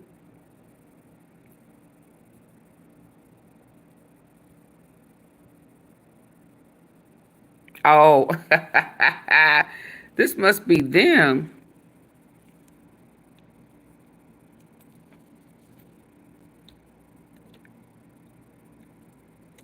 I don't know why this is doing this. It got to be them.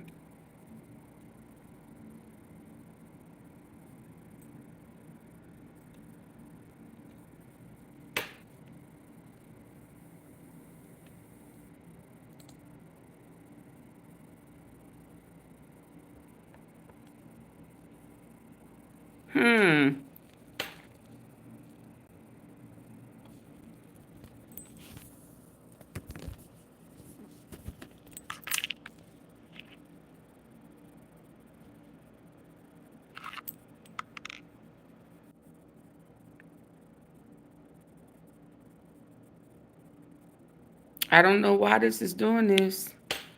Maybe I need to go out and come back in.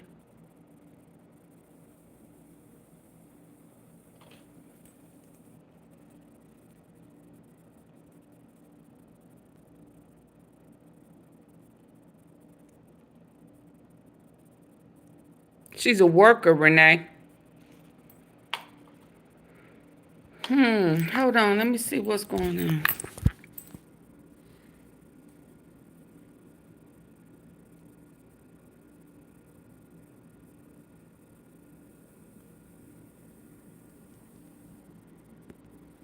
Can y'all hear me?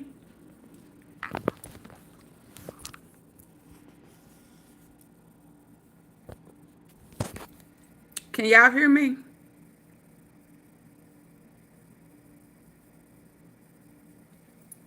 Can you hear me?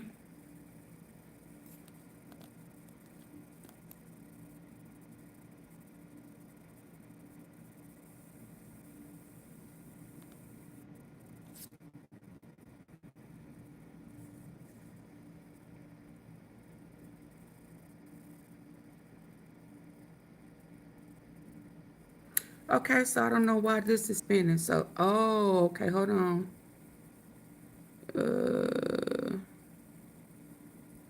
It's my internet.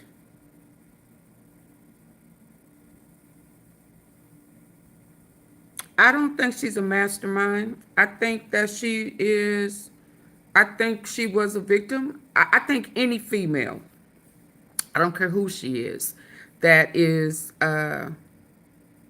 groomed, a teenager. She was 19. She was 19. So her brain ain't even fully developed at that point. And he was 37, almost 40. She was a victim that was groomed into liking what he liked. And she thought that he loved her. And he was pimping her. It's showing unable. I'm disconnected. So hold on. Let me try to connect it. It's my internet. So I don't think she's a mastermind. Now, I think right now the feds is playing Diddy. Since Diddy think he the smartest. I think Diddy already cooked. And I don't think it's necessarily Cassie who is cooking him. I think the feds is cooking him.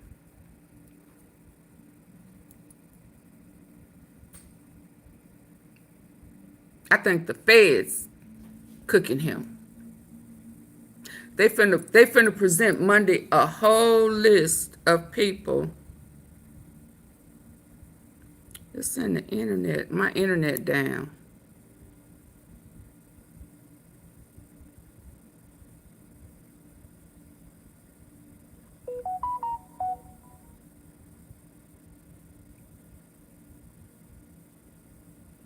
My internet down, but y'all can still hear me. So I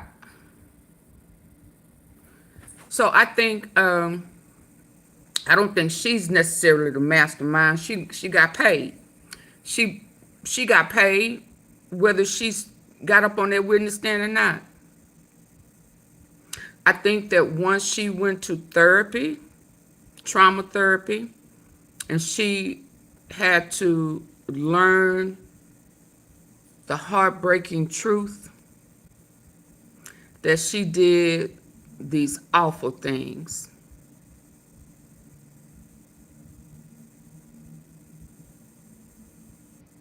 Who is Kim P? I don't know. Kim Porter. I think that once she went to therapy and learned the truth, that indeed she is a victim, whether she thought she was or not. See, she probably didn't even identify that she was a victim. She thought she was in love. And she thought that this dude, this top producer, loved her. Now, I know some people And I know some people, listen, if we stop trying to make this out of more than what it is, Renee, Diddy could have made her famous a long time ago. But he didn't. Why? See, he strung her along for years. Why? So to think that she was a mastermind, ain't no way. Because she been played for 11 years. She got played into being a whole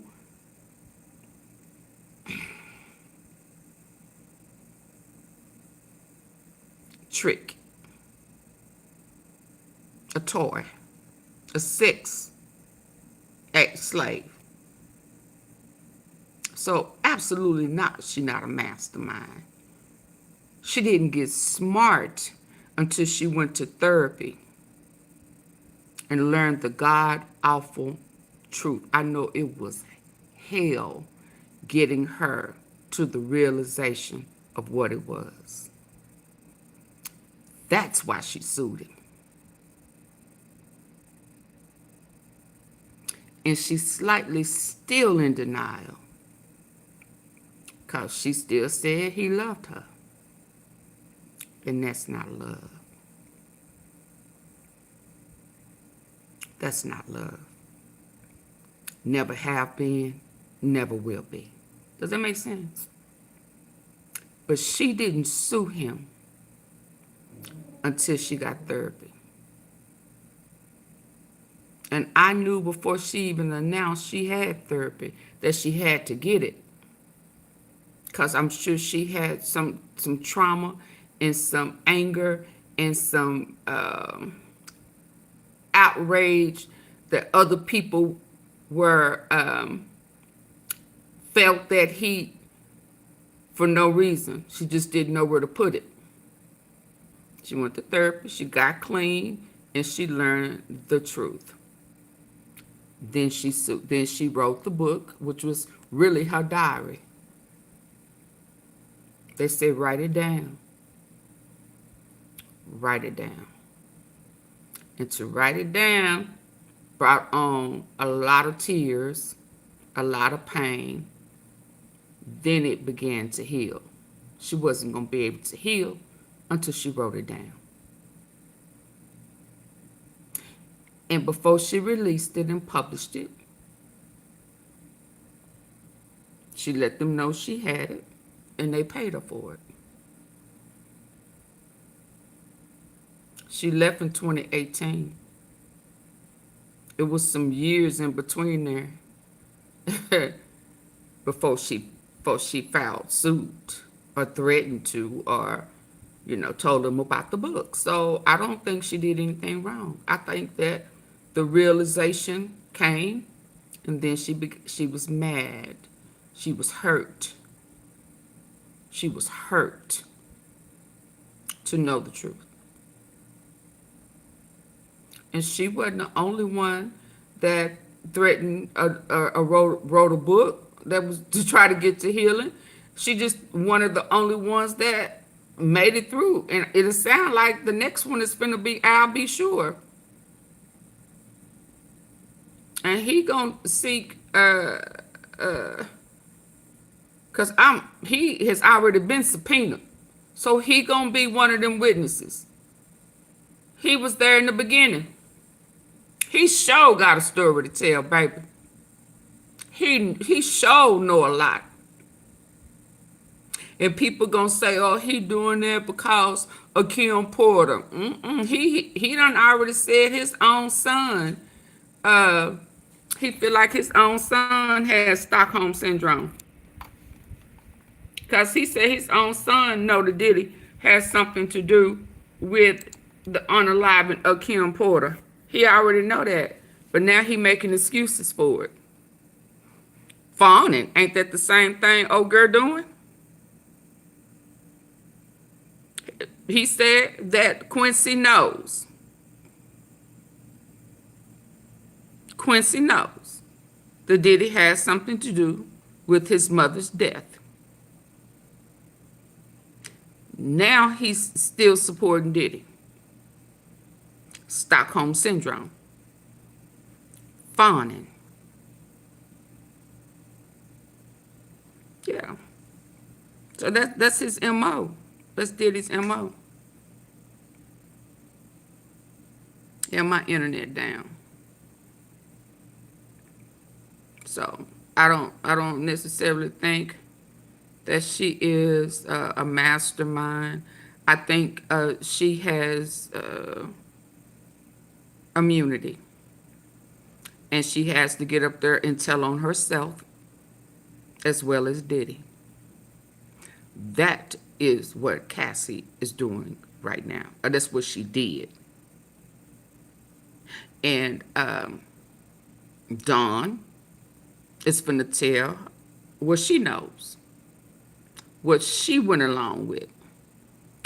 Because I know she has said before that Diddy pimped her too. And then we find out yesterday, hell, he threatened to make her disappear.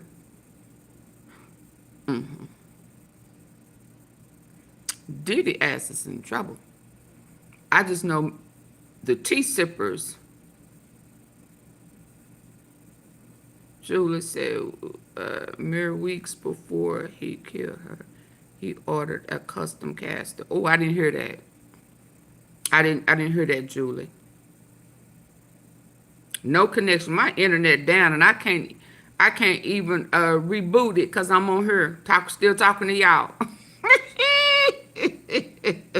Yeah, I didn't hear that. But I just want us to be clear in what we saw this week. Dawn dropped the mic, baby, didn't she? And she going back? Is she gonna pick that bad baby up on Monday, Renee? She gonna pick it up Monday. Brian, hello, beautiful. Hey, how are you doing? Thank you, thank you, thank you. I got my love sweatshirt on today for everybody who have survived being a victim.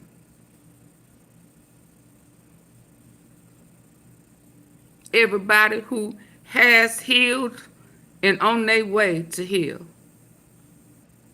But I'm going to tell y'all, you got to call it what it is. You know, we got to call it what it is.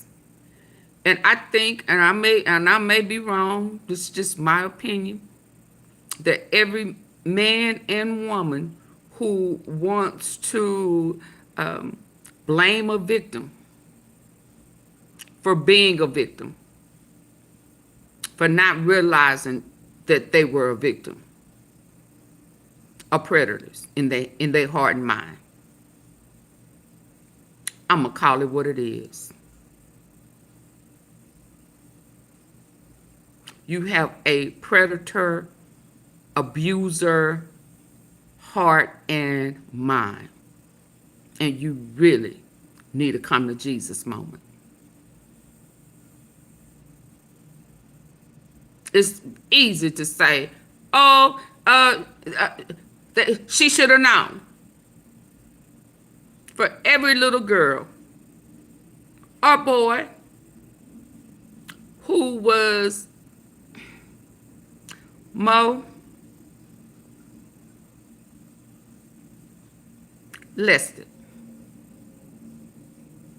taken advantage of, touched inappropriately,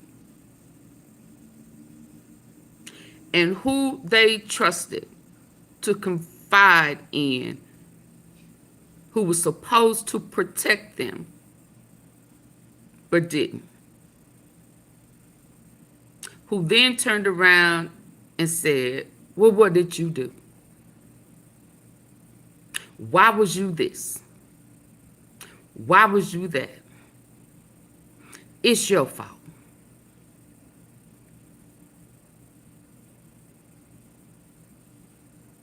You betrayed the child.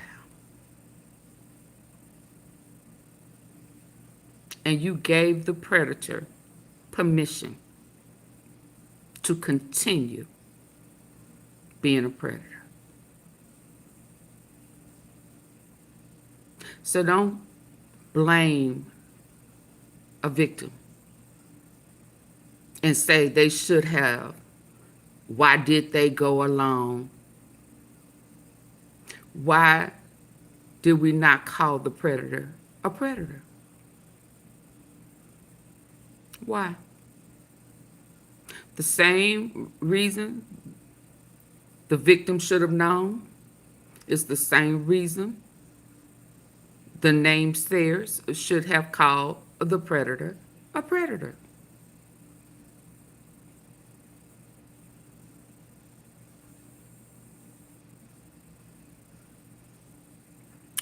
Why do we, the people, the black people, I can only speak for the black people, sweep trauma up under the rug and leave the victim alone to deal with being violated again?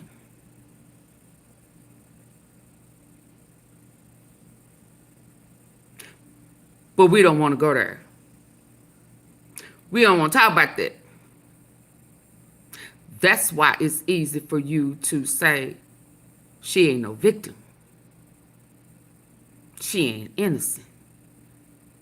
That's been conditioned in the mind, even in childhood, when the parent didn't allow the victim to talk about it.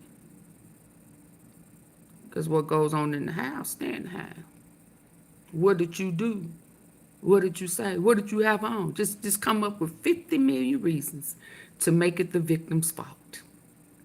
And guess what? Y'all still doing it today.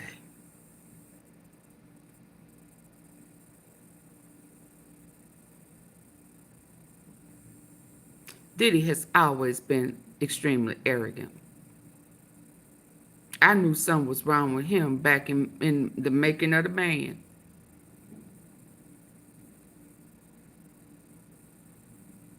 Yeah, so now I think what we saw, if we gonna really call it what it is, I think what we saw this past week with Cassie is her doing her part to not get caught up in the RICO. She did her part, just like the first escort did his part, just like the security guy did his part. Just like this XXX worker who calls himself a sex slave is going to do his part. Just like we heard Gene Deal, he won't Diddy to see him. He going to do his part. Whoever that other guy we heard that used to be his security guard who was in London, when whatever happened in London, when he beat her, wouldn't let her leave, and had somebody go buy her gifts. She had to stay in that house a week. It took a week to recover. All those cameras in that mansion knowing. So if people don't think that the feds don't have him on no RICO, they crazy as hell. And for everybody who was thinking that it was about him and Cassie, they crazy as hell. That girl didn't have to go up there. She already had 30 million. Before she stepped foot on that stand, she was already secured 30 million. She didn't have to say nothing. Ever. Corey Gamble, I don't know who Corey Gamble is. And because my system down, I can't look it up as long as I'm on this if I could. Yeah, but she didn't have to go up there.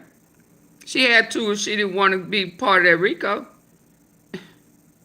You understand?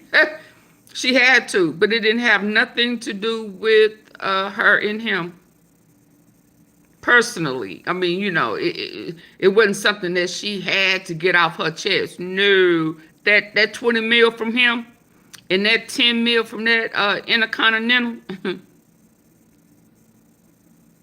And shit, we don't have to say nothing else again. If she didn't have to make that deal with that with the feds, and I'm gonna tell you this, she had to do that. She had to do that because that man that everybody thought was crazy, Jonathan Oddie, had already brought her name up.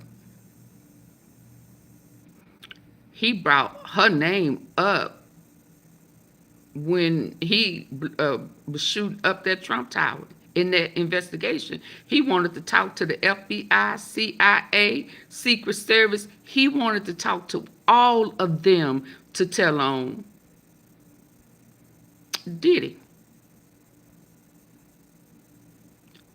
To me, he started the ball rolling. That's just my opinion, because he came before all of this. He been talking.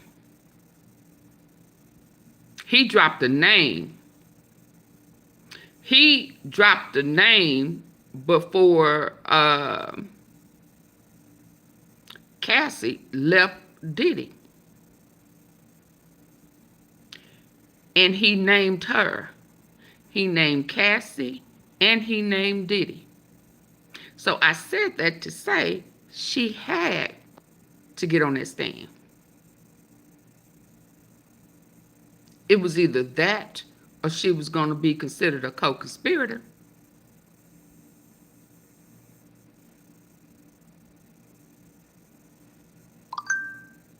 Daughter warning. What is this saying? Oh, Lord. Yeah, I'm finna have to go. Okay, hold on.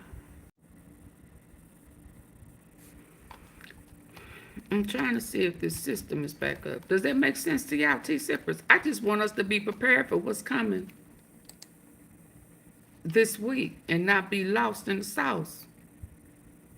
Corey Gamble is Kris Jenner boyfriend, that black guy. Oh, is that new black guy that's always on the crime scene? Michael J. Prince.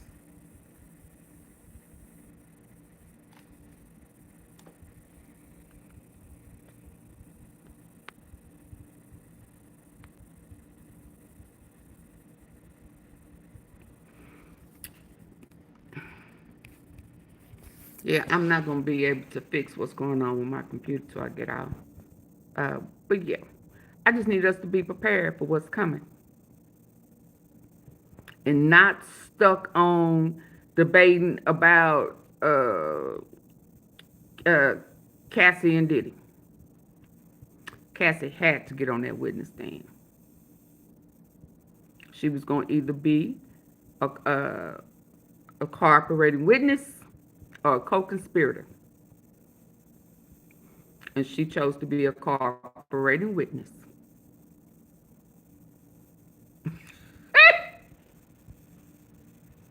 So don't get caught up in that who was right, who was wrong, who won, who didn't. They set that ass up. Set that ass up one time. Set that ass up. Pop, pop, pop, pop. Oh, they set that ass up. Where that ass at? I ain't no good. Where that ass at? Bring it here. Where that ass at? Bring it here. Where that ass at? Let me get my fan.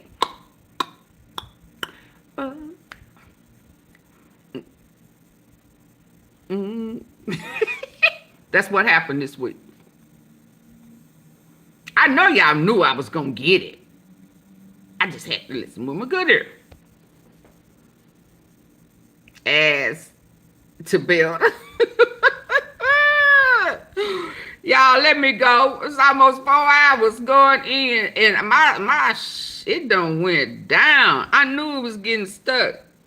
And I mean, I ain't got no service. Probably got too many,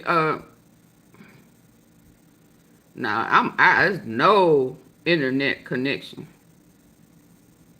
Hey, gifted hands. You just not getting here, girl. We finna go. We done cracked it already. We done already cracked it. Do not fall for that Cassie Diddy. Shit. It's way bigger than Cassie and Diddy. It's that Jonathan Oddie. Yeah, Jonathan Oddie. Who named Cassie. Cassie had to, baby. He said that he was Cassie's and Diddy's XXX. And he called himself a slave. Started out a Chippendale dancer. Dressed up like a police. He left, they called that ass back. Called that ass back. One more time. Called that ass back. Pop, pop, pop, pop. Called him back, baby. He was the escort of the night at least 15 times.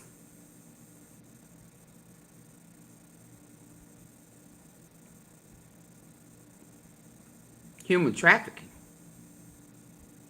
Bam. That's one. Traveling across state lines for sex. That's 2. Force and coercion. That's 3. And he gonna be one man standing. He gonna be a one-man RICO.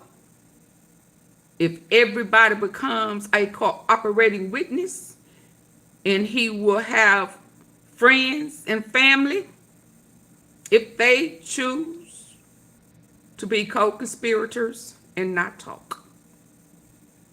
And Laura London, why is your name coming up?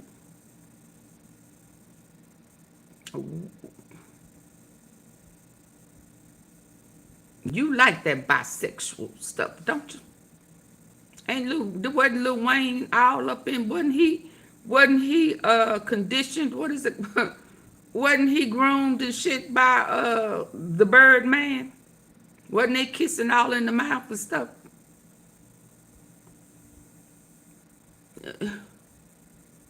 Jonathan Oddie said a lot of rappers. Yes, he did.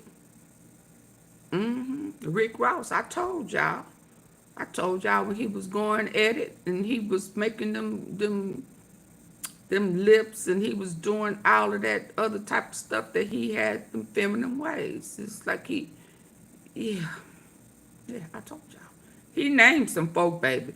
And he went as far as told them how they are trafficking drugs, liquefying it.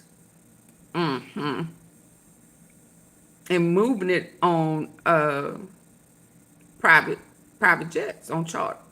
Yep. Did he say private jet? Yeah, he said private jets.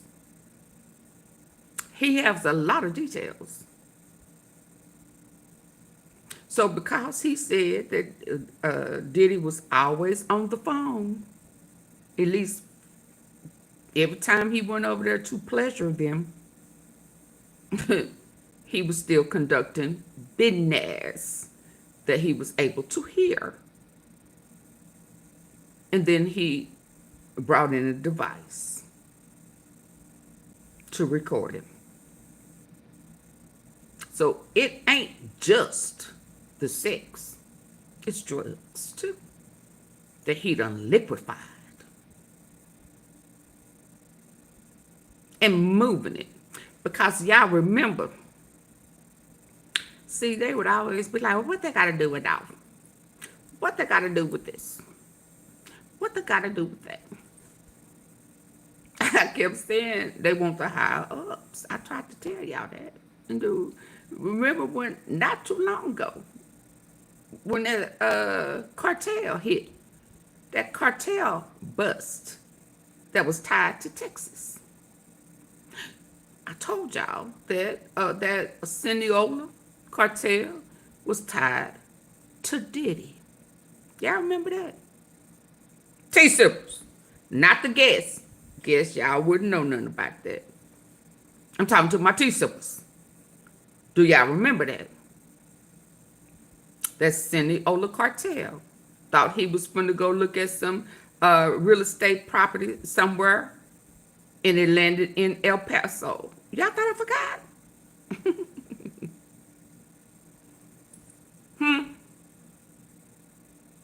And then all of them cartel people started taking deals. Hell, I saw something, I pinned something up I can't get to right now. It talked about they snitching. Who they snitching on? Who y'all snitching? Who they snitching on right about now?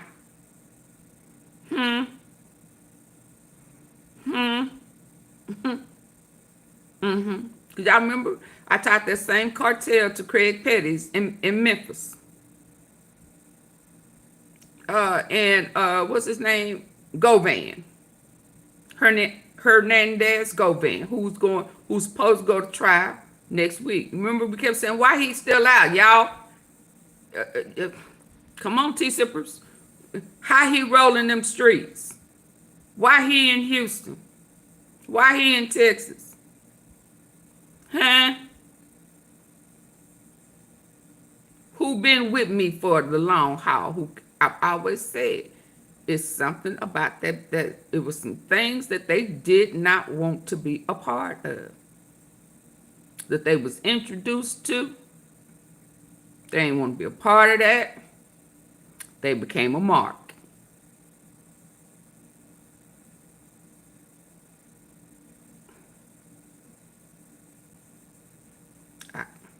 So that same cartel that was tied to Diddy, remember? Because they tried to sue Diddy. Diddy left a whole bunch of breadcrumbs for the feds to come and nab him. How is it possible that a Mexican cartel, Seniola cartel, tried to sue Diddy for illegal practices? Huh? That was real, y'all. And the judge dismissed that same cartel. That same cartel.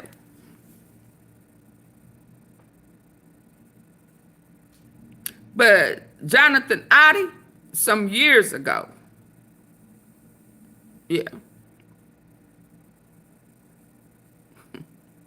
dropped a dime on Cassie and Diddy. And when it came to that liquefied drugs that they moved through the private jets, he mentioned Rick Ross and DJ Khaled. He said they both, all of them gay. He done tapped all their asses.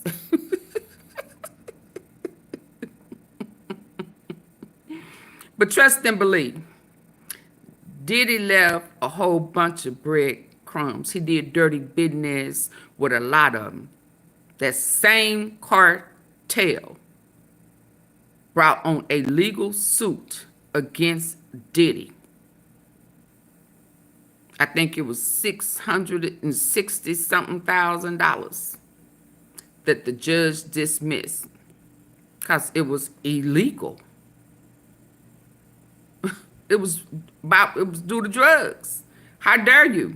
They let y'all do that in your country? You can't do that over here in ours. You didn't know these laws, but thank you for letting us know that that's what y'all doing. That you doing illegal business with Diddy. They tried to sue him. Y'all better do y'all research. This ain't just about Cassie. I try to tell y'all.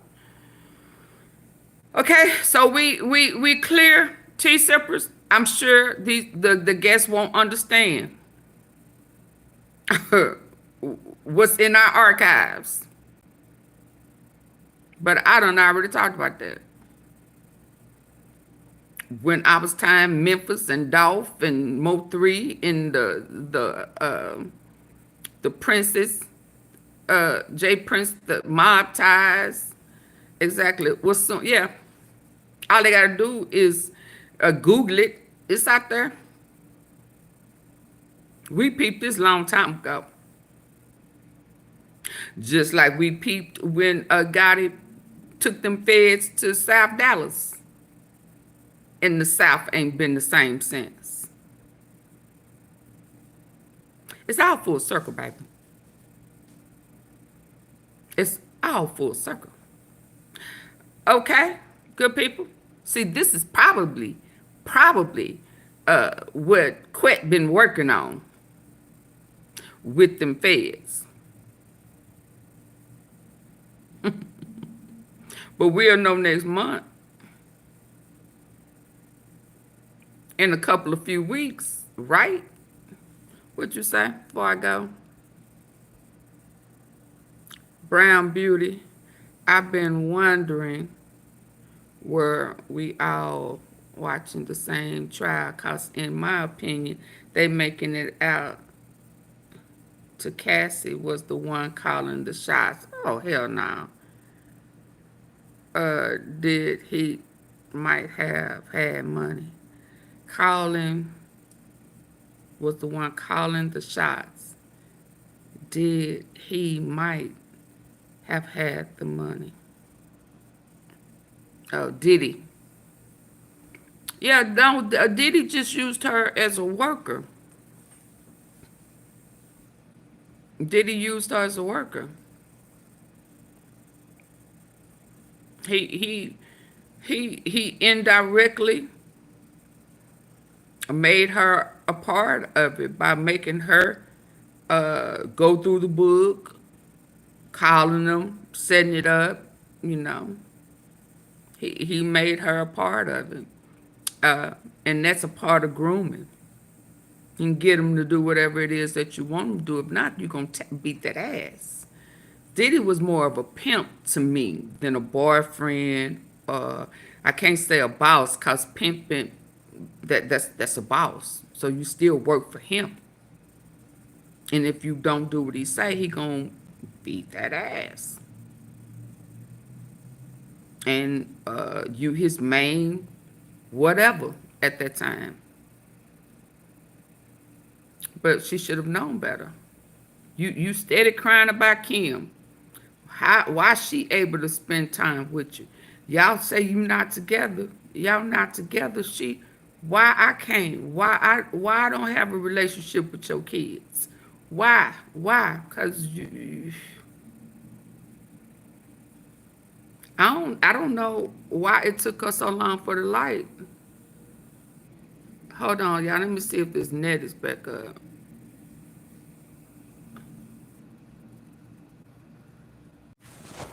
It's saying the internet is back, but it ain't back over here. I don't know why it took us so long to get it. I guess she was totally lost in the sauce.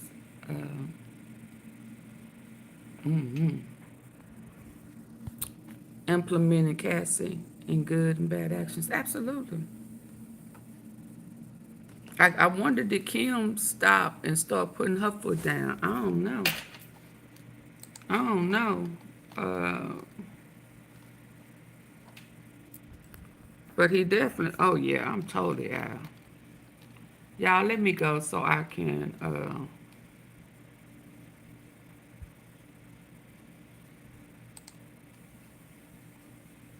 no internet connection to keep the conversation going. Okay, y'all good tea sippers. Let me see what's going on with my internet.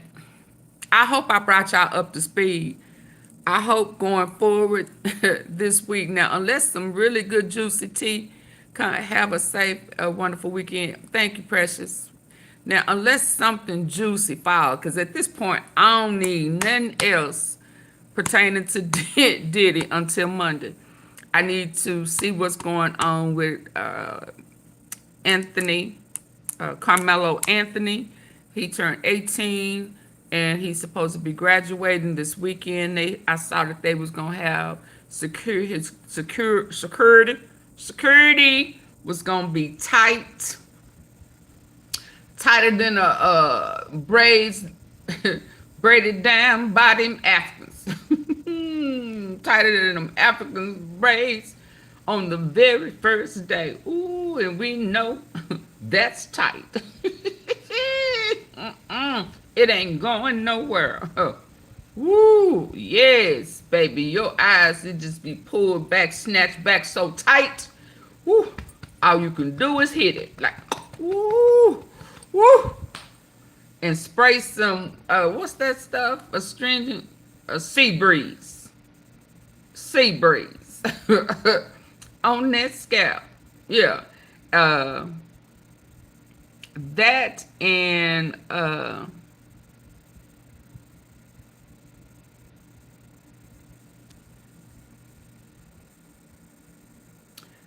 talk about that guy. Oh, and I don't like him.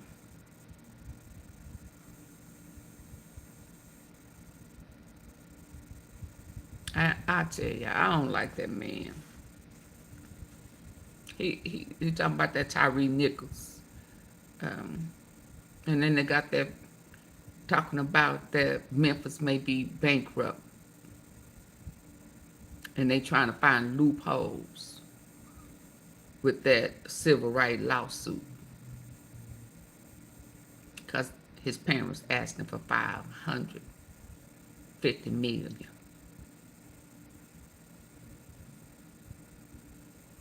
Y'all, please hit the like button.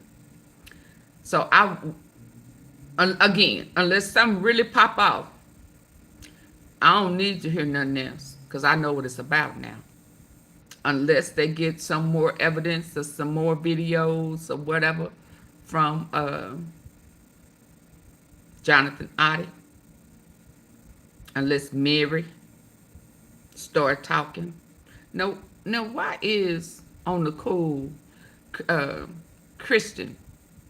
Justin Misa, why Misa suing Mary J? And where's Stevie? Where's Stevie J? Wasn't he all up in old boys, you know, we're in? Wasn't he sending threats and stuff to folks?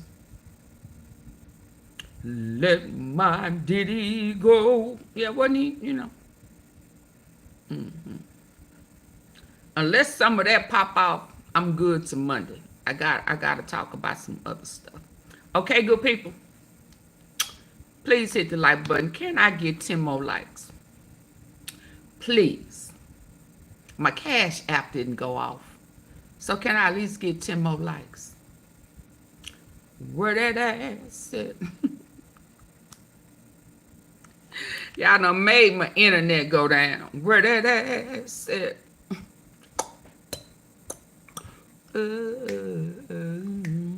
I'm got my feet on the ground. 8 more, please.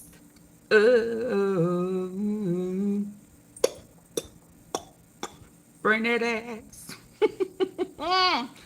He gotta go, y'all. He gotta go.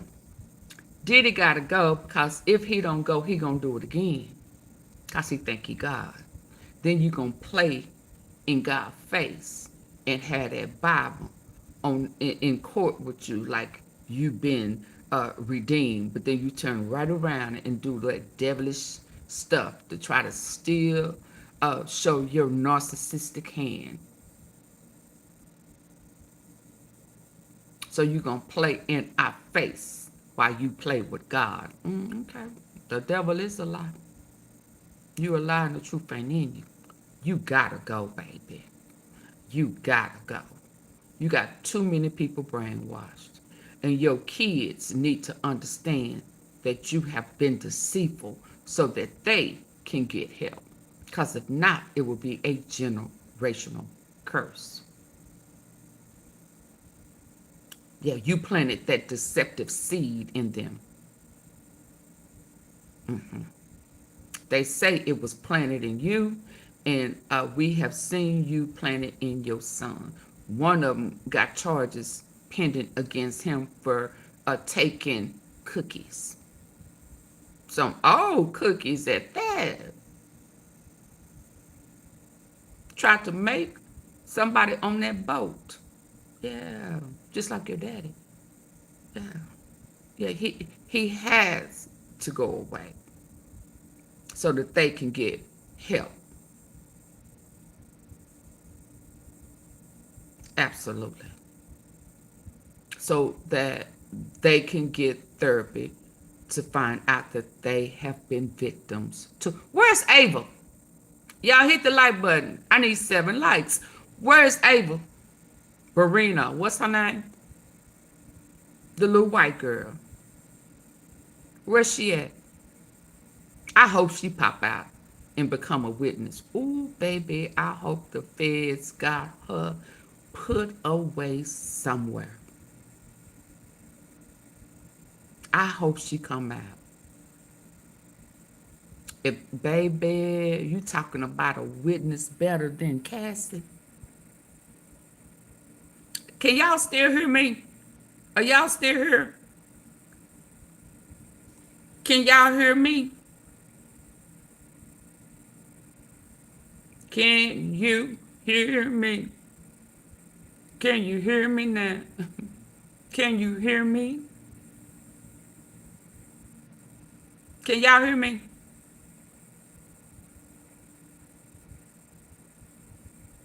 I guess not. Where is Ava? I guess y'all can't hear me.